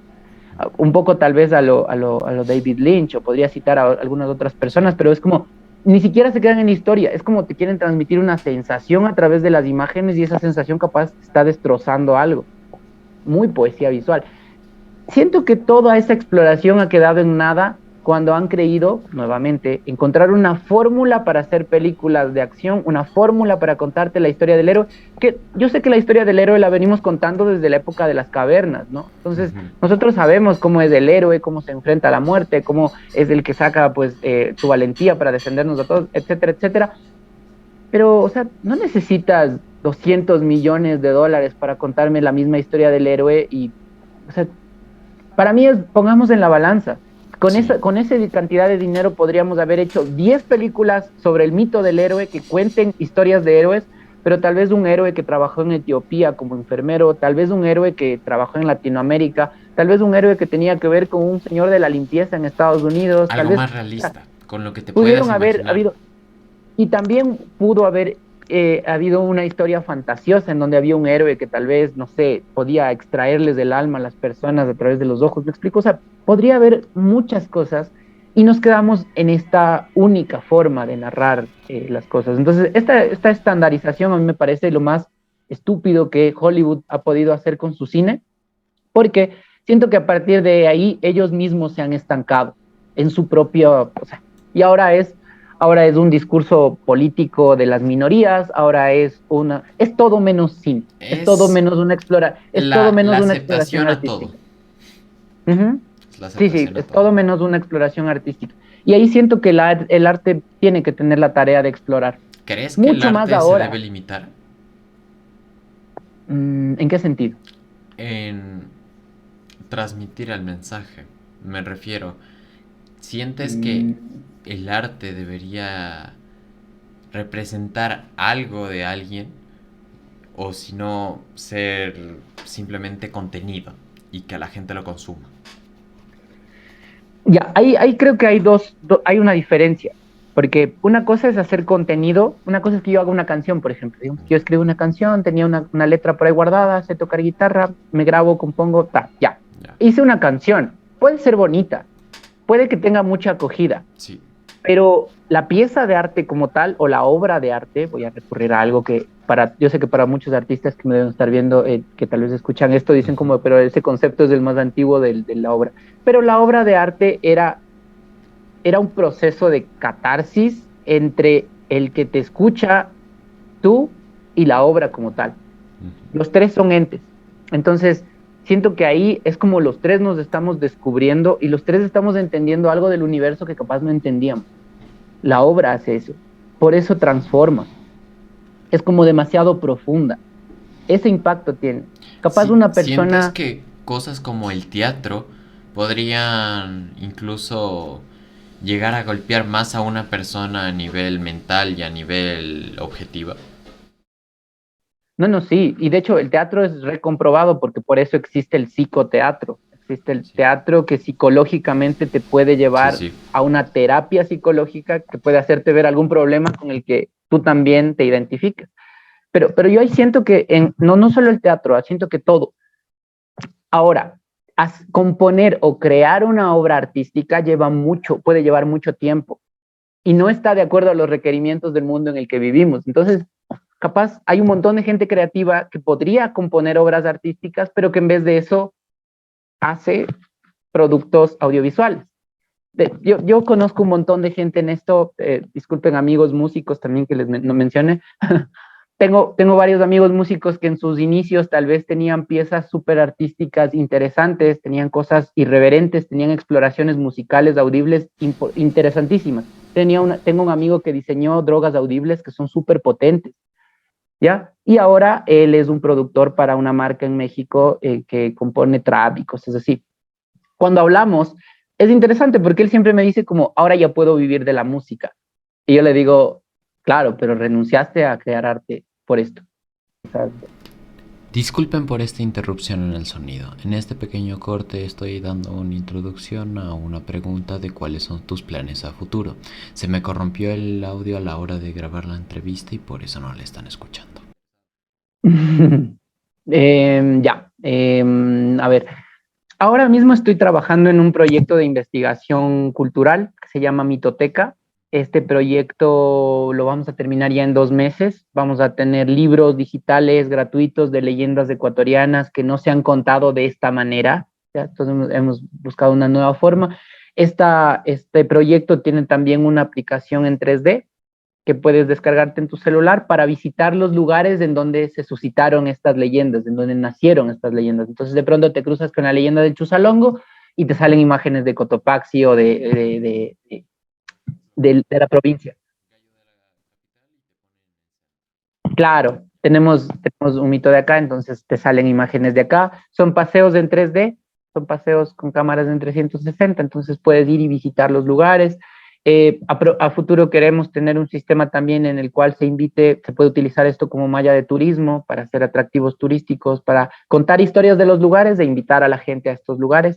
Y pues ya, ese proyecto ya está casi para finalizarse, van a salir los libros, ya tenemos la plataforma web también. Ese es uno. eh, en teatro ahora mismo estoy trabajando en una obra que se llama Nuestro Pueblo. Es una producción de Salomé Velasco con una Diezda Loza y pues es una producción de un dramaturgo norteamericano impresionante, Thornton Wilder, y yo interpreto ahí un papel pequeño, es un papel de un repartidor de leche y es un pueblito norteamericano del siglo XIX, pero guarda todas las características de cualquier pueblito del planeta. Es un pueblito en donde todas las personas se conocen, es un pueblito en donde tal o cual persona se casa, tal o cual persona fallece y todos se enteran, todos van al velorio, todos comparten estas cosas. Es un aspecto muy comunitario, a pesar de que es una historia pues recreada en un poblado de Norteamérica, es una historia universal. Esta obra vamos a presentar en el Teatro del CCI desde el 4 de marzo. Estamos ahí con una temporada creo de 2 semanas, invitados también para que puedan ir. Invitados también a lo anterior que dije, porque pueden descargarse igual los libros digitales gratis. A futuro tengo otro proyecto de literatura que son 2 libros de cuentos. Esos ya los venderé o los comerciaré con la editorial con la que estoy trabajando. Y pues igual intentaré que también haya acceso digital, que puedan descargárselo barato de Amazon, etcétera, etcétera, ¿no? Ahí tendré un modelo de distribución con eso.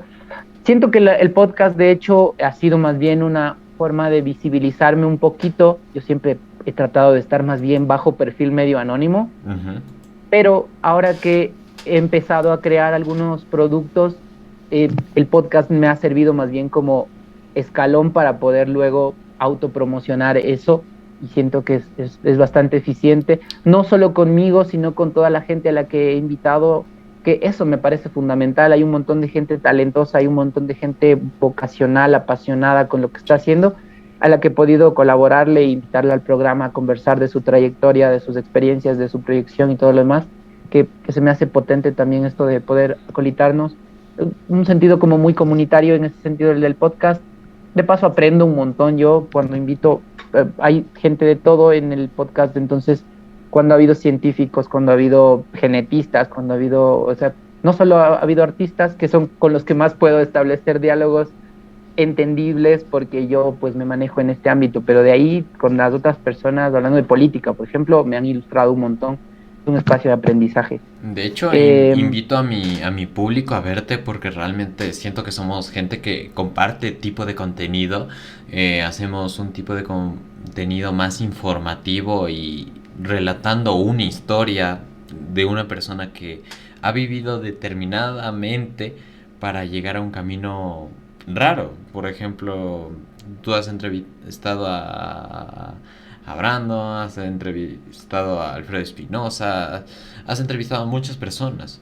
eh, y abiertamente digo que mi público vaya a verte porque considero que esas entrevistas tienen un valor material y visual que es increíble porque esas personas se mueven en el medio y trabajan en el medio. Y sí, a mí me asombra un montón, ¿sabes? sí. Y he llevado, o sea, me he llevado sorpresas impresionantes. Así como cuando le entrevisté a esta chica, que es una amiga ya del programa, Doménica, que estaba viviendo en Alemania, cuando la entrevisté, ella estudió física y ella decía el gran amor que ella siente por la astronomía, por la física, por la biotecnología.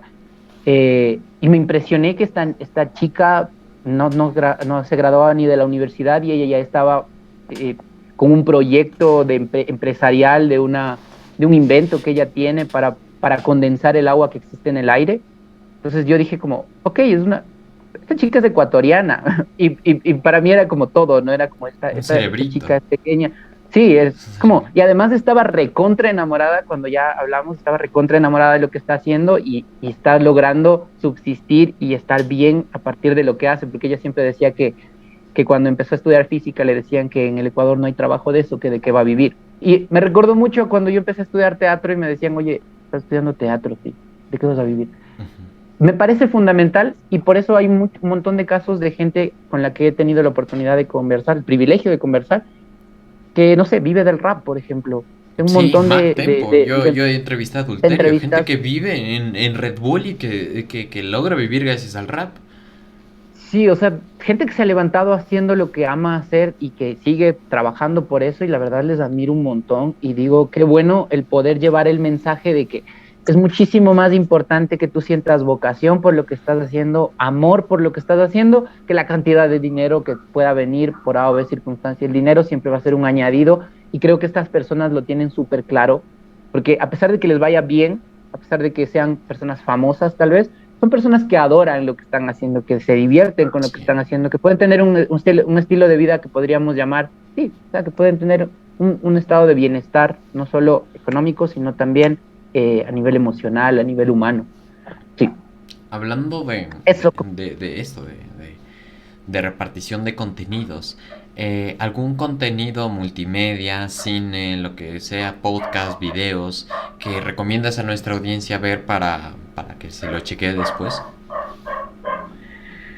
Yo ahí voy a ser bien honesto. Yo empecé admirando los podcasts y para mí el podcast fue la forma menos, no sé si decir exhibicionista, no sé si decir arriesgada, pero fue como lo más franco y espontáneo que yo dije, ay, yo creo que podría hacer eso. Pero Sí. desde Joe Rogan en Estados Unidos hasta pasando por México, tal vez el Roberto Martínez, Jordi yendo a Wild. España. Sí, yendo a España, o sea, todas estas personas, lo que yo tomé de eso fue, yo creo que podría sostener esta actividad de hablar con personas y grabar, y ya está. O sea, y a veces, de hecho, en los comentarios que a veces tengo en el canal, esto me suele parecer un poco gracioso porque yo sé que no soy entrevistador, yo soy más bueno para conversar que para entrevistar Sí. y plantear preguntas de estrategia y todo eso, no. Entonces a veces me dicen, oye, te escuchamos más a ti que al invitado. Y claro, yo les pido disculpas y les digo, no, no pasa nada, tranqui, más bien gracias por sus comentarios y todo, voy a esforzarme mucho para tener una línea de preguntas capaz más claras y todo, pero no intento que sea un monólogo, para nada. No, Intento siempre que creo que lo tengamos este nuestro debe intercambio de ser ideas. espontáneo, debe ser acorde a la situación, debe ser acorde al momento en el que estamos hablando, no debe ser algo tan forzado. Nosotros somos gente para hablar y si la gente nos escucha es porque le gusta escuchar a gente hablar. Y Ujú. creo que si una persona interrumpe realmente, si es cortante solo con preguntas, creo que darle el rollo a una conversación es lo que realmente le da vida a un programa. Y es lo que me gusta de esto. Es personalizable. Sí, eso. Entonces, para mí es como, sí entiendo la etiqueta de entrevistador, pero capaz no es como, o sea, por lo menos yo no creo que cumpla ese rol a cabalidad, no soy el entrevistador, sino soy el man al que estos personajes le contestaron un chat o algo, una llamada, lo que sea, y le dijeron como, ah, sí, creo que me gustaría platicar contigo sobre mi trabajo, sobre lo que hago. Sí, se escucha buena onda. Somos Que gente es así. generalmente, Somos claro, somos todólogos. gente así.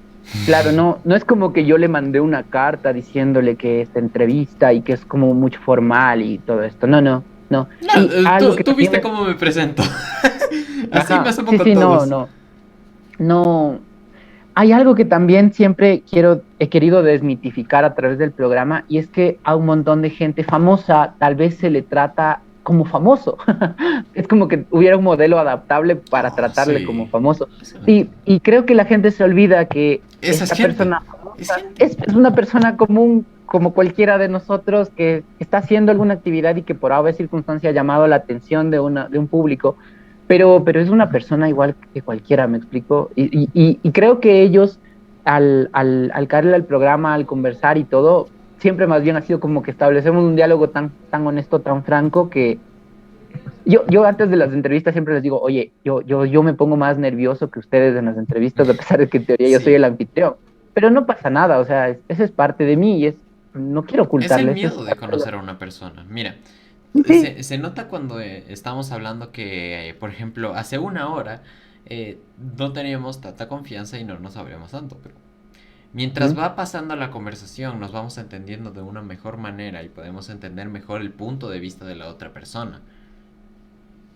Sí, sí, eso se me hace genial también. O sea, y ahí retomo el pretexto que muchos podcasters tienen, que muchos comunicadores y creadores de contenido tienen, que dicen como, creo que el podcast me ha servido de alguna manera para establecer vínculos humanos. Ay, no. Fin, así. Eso, y a mí me parece genial. Digo, como, claro, qué bacán esto de conocerle a la gente, escucharle. Porque a pesar de que yo sé que todas las personas que nos están escuchando o viendo son parte de esta conversación, no hay nadie más cercano a nosotros, a esta acción que nosotros mismos. O sea, Sí, los dos somos como los que creo estamos que el podcast es lo conectándonos. más introspectivo que uno puede hacer porque uno no sabe qué va a pasar de un podcast hasta que lo sube. Mientras Ujú. tú estás grabando el podcast, honestamente aprendes más porque aprendes de ti mismo, aprendes de la otra persona, aprendes cómo dialogar con una persona de manera correcta. Y cuando vuelves a ver estos podcasts, cuando vuelves a ver tu contenido, puedes ver cosas que quizá dijiste y que puedas entender mejor de ti mismo. Sí, un montón, pero yo suelo ver mis defectos, mis muletillas, todas mis cosas A mí también me con el pasa. propósito de mejorar y de hacerlo mucho más comprensible, claro está, pero también con el propósito de divertirme, ¿sabes? No No, me lo no, no tomo, es una o regla. sea, Es claro, o sea, ir sí, sí, feliz, pero también entendiendo que hay cosas que no se pueden hacer. sí, o sea, sí me disfruto cuando me trabo, cuando tal vez dije alguna cosa que no tuvo mucho sentido y dijo, uy, ahí dije alguna, qué, Metí una qué mamada y torpe esta cosa, sí, sí, pasa, ahí la acabo de cagar, sí, pasa. sí, para mí es divertido y creo que no pasa nada. Es Siento más bien espontáneo. que en el momento que deje de ser disfrutable, tal vez deje de hacerlo, ¿sabes?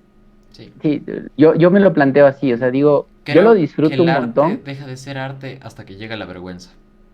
Sí, ahí se convierte en Sí, circo. sí, sí, sí, o sea, tú te juzgas y ya, pero yo me encuentro por ahora contento con eso, con el proyecto de podcast. Más bien he pensado en futuras formas de transmitir cosas igual.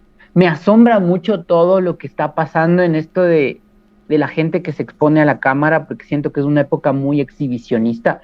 Sí, o sea, si yo tengo novia, pues me tomo fotos a cada rato con mi novia. Si yo como algo, pues tomo la foto de la comida, pues etcétera, etcétera. Siento que es muy exhibicionista y, y sí trato de mantenerme como alejado de eso, trato de dejar el espacio del podcast en el podcast y eso es lo que difundo en redes. Eh, sí, no sé, yo no siento que No pertenezca sientes todavía que debes ser parte de ello a un nivel más sacrificado, de que debas limitarte a ti mismo de ser una persona y dejar de vivir por el podcast. ¿Tú sientes que Claro, claro, es algo más y en aparte? general por todo eso, ajá. Creo que por eso, yo le he vivido huyendo, la verdad, un montón a todo el ojo público y más bien el anonimato siempre me ha sentado bien. Siento que hay algo muy potente en la soledad, en el silencio, cosas que no se pueden entender cuando hay bulla y cuando hay excesiva compañía, no sé cómo decir eso, pero sí, para mí es como algo pasa con el cerebro que es como que no puede, en mi cerebro por lo menos no puede analizar todo para entender todo y para poder tener decisiones inteligentes. Sí. Sé que en algún momento era mucho más sociable, pero, No, como todos. era porque estaba aprendiendo, Sí, estaba sí. entendiendo el cómo funcionaba yo, por lo menos, en mi comodidad. Eso con el podcast y eso con la creación de este contenido que en realidad estoy contento. Eso te Es, digo, me lo disfruto es así. conforme. Y bueno, para todo nuestro público de YouTube actualmente, se habrá preguntado esta hora 48 minutos, casi que vamos de podcast, ¿qué es este fondo? Pues aquí tenemos la costumbre para la gente nueva que nuestros invitados eligen el fondo del día de hoy. Y nuestro invitado eligió el fondo de los detectives salvajes, de un libro. Y querría explicar, bueno, quería preguntarte más bien dicho, ¿por qué elegiste este libro y qué significa para ti? Ya, a ver, el libro es de Roberto Bolaño, es un escritor chileno que vivió mucho tiempo en México y en España. ¿Qué me pasa con este escritor? Creo que al igual que pude haber escogido uno de Borges, lo que me pasa es que me fascinó y creo que hay un montón de características de él con las que me identifiqué. Ujú. Eh, este libro habla de las aventuras de alguna manera de un grupo de chicos que sí son como enamorados de las artes, pero que empiezan un trabajo como de investigación de detectives. Ujú. Entonces, por eso se llaman los detectives salvajes. Este trabajo de investigación es interesantísimo de leer por todo lo que les va pasando en el camino, todos sus asuntos amorosos, todos sus asuntos más de interés como personal, etcétera, etcétera, Sí. pero y del apasionamiento un poco absurdo que tienen por la poesía, por el arte en general. Y creo que nos invita a es como entrar a un paseo turístico por un México súper oscuro, un México que ama, adora, idolatra la muerte y que no lo tiene solo traducido en el Día de los Muertos como tal, sino A en día a su, día. sí, en su cotidianidad. O sea, esa parte a mí me asombra un montón de esta novela, que me parece una novela de aventuras, una novela policíaca, pero que al mismo tiempo me parece algo que te hace escarbar en todo lo que tú eres, por lo menos en la etapa de adolescencia, juventud. Esas ganas de explorar, esas ganas de conocer, esas ganas de llevar la contraria, esas ganas de revelarte a lo que dijeron los anteriores a ti, todas esas ganas siento que están súper bien narradas. Me enamoré de la novela, me enamoré lo suficiente como para leerme todo lo que pude de Bolaño hasta que vivió, porque ya falleció. Sí. Y la cosa es que esta novela también me daba un preámbulo interesante que, que siento que tengo yo en mi forma de vivir, tal vez en mi filosofía de vida. Esta curiosidad, por un lado, esta curiosidad, sí, que no tiene medida, esta Ujú. curiosidad que llevo desde que era niño y que me ha venido acompañando durante todo este tiempo. Y la otra tal vez es poner mi fe en donde nadie ha querido ponerla. Esto de creer en cosas imposibles y de ponerme, de hecho, los retos de vida más, Jodidos. sí, más, Vivir que del ni arte. siquiera sé si, ni siquiera sé, claro, vivir del arte, por Vivir ejemplo, del pero arte. ni siquiera sé si tenga que ver como tal con el grado de complejidad que tenga, sino con que tal vez a alguien le parezca absurdo. Entonces, esto de estar enamorado de la poesía, ellos, ahí te comento un poquito, va a aparecer una Cesárea Tinajero, una poeta, que empiezan a buscar como a seguir las huellas de alguien que no saben si existió o no, y Ujú. eso es muy bacán.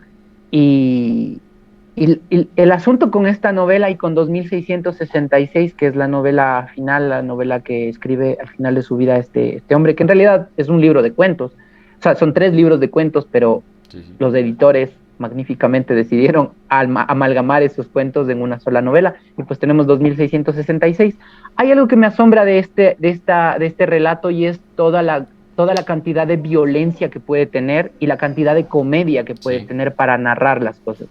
Entonces, siento que es súper potente. Si alguien ama Tarantino, amaría leer esta novela, por ejemplo.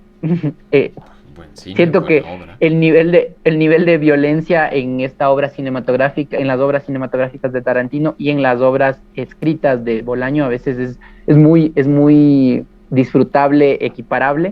Ujú. Y te iba a decir el final. El final me pareció súper sórdido. Me encanta la sordidez.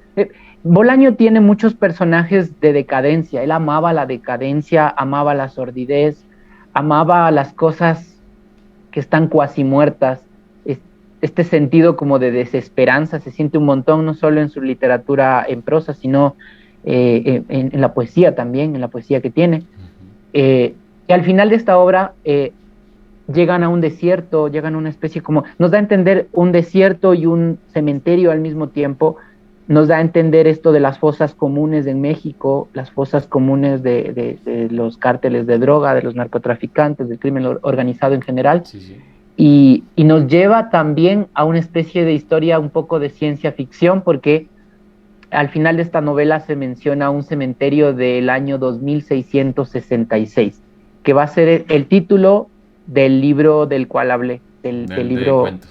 Sí, sí. ajá, del libro final de la novela de Bolaño.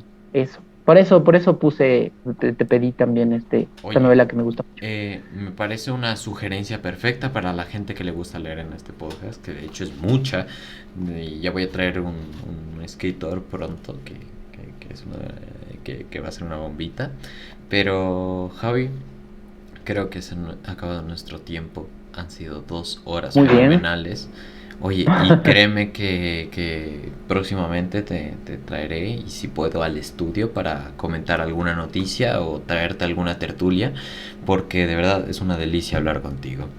Recuerden que dejo todas sus redes sociales aquí debajo. Yo fui Ignacio. ¿Algún último mensaje para nuestra audiencia? Que chiste, esto que yo suelo decirles a mis invitados me hace terrible ahora que me lo dices a mí. Oh, Mototruco.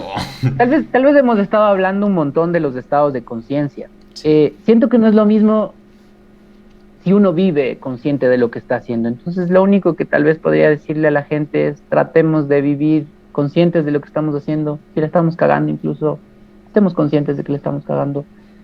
Creo que no es lo mismo ser esclavo y estar consciente de que eres esclavo a que estar en automático, ¿no? A Entonces, ser esclavo y seguir dándole.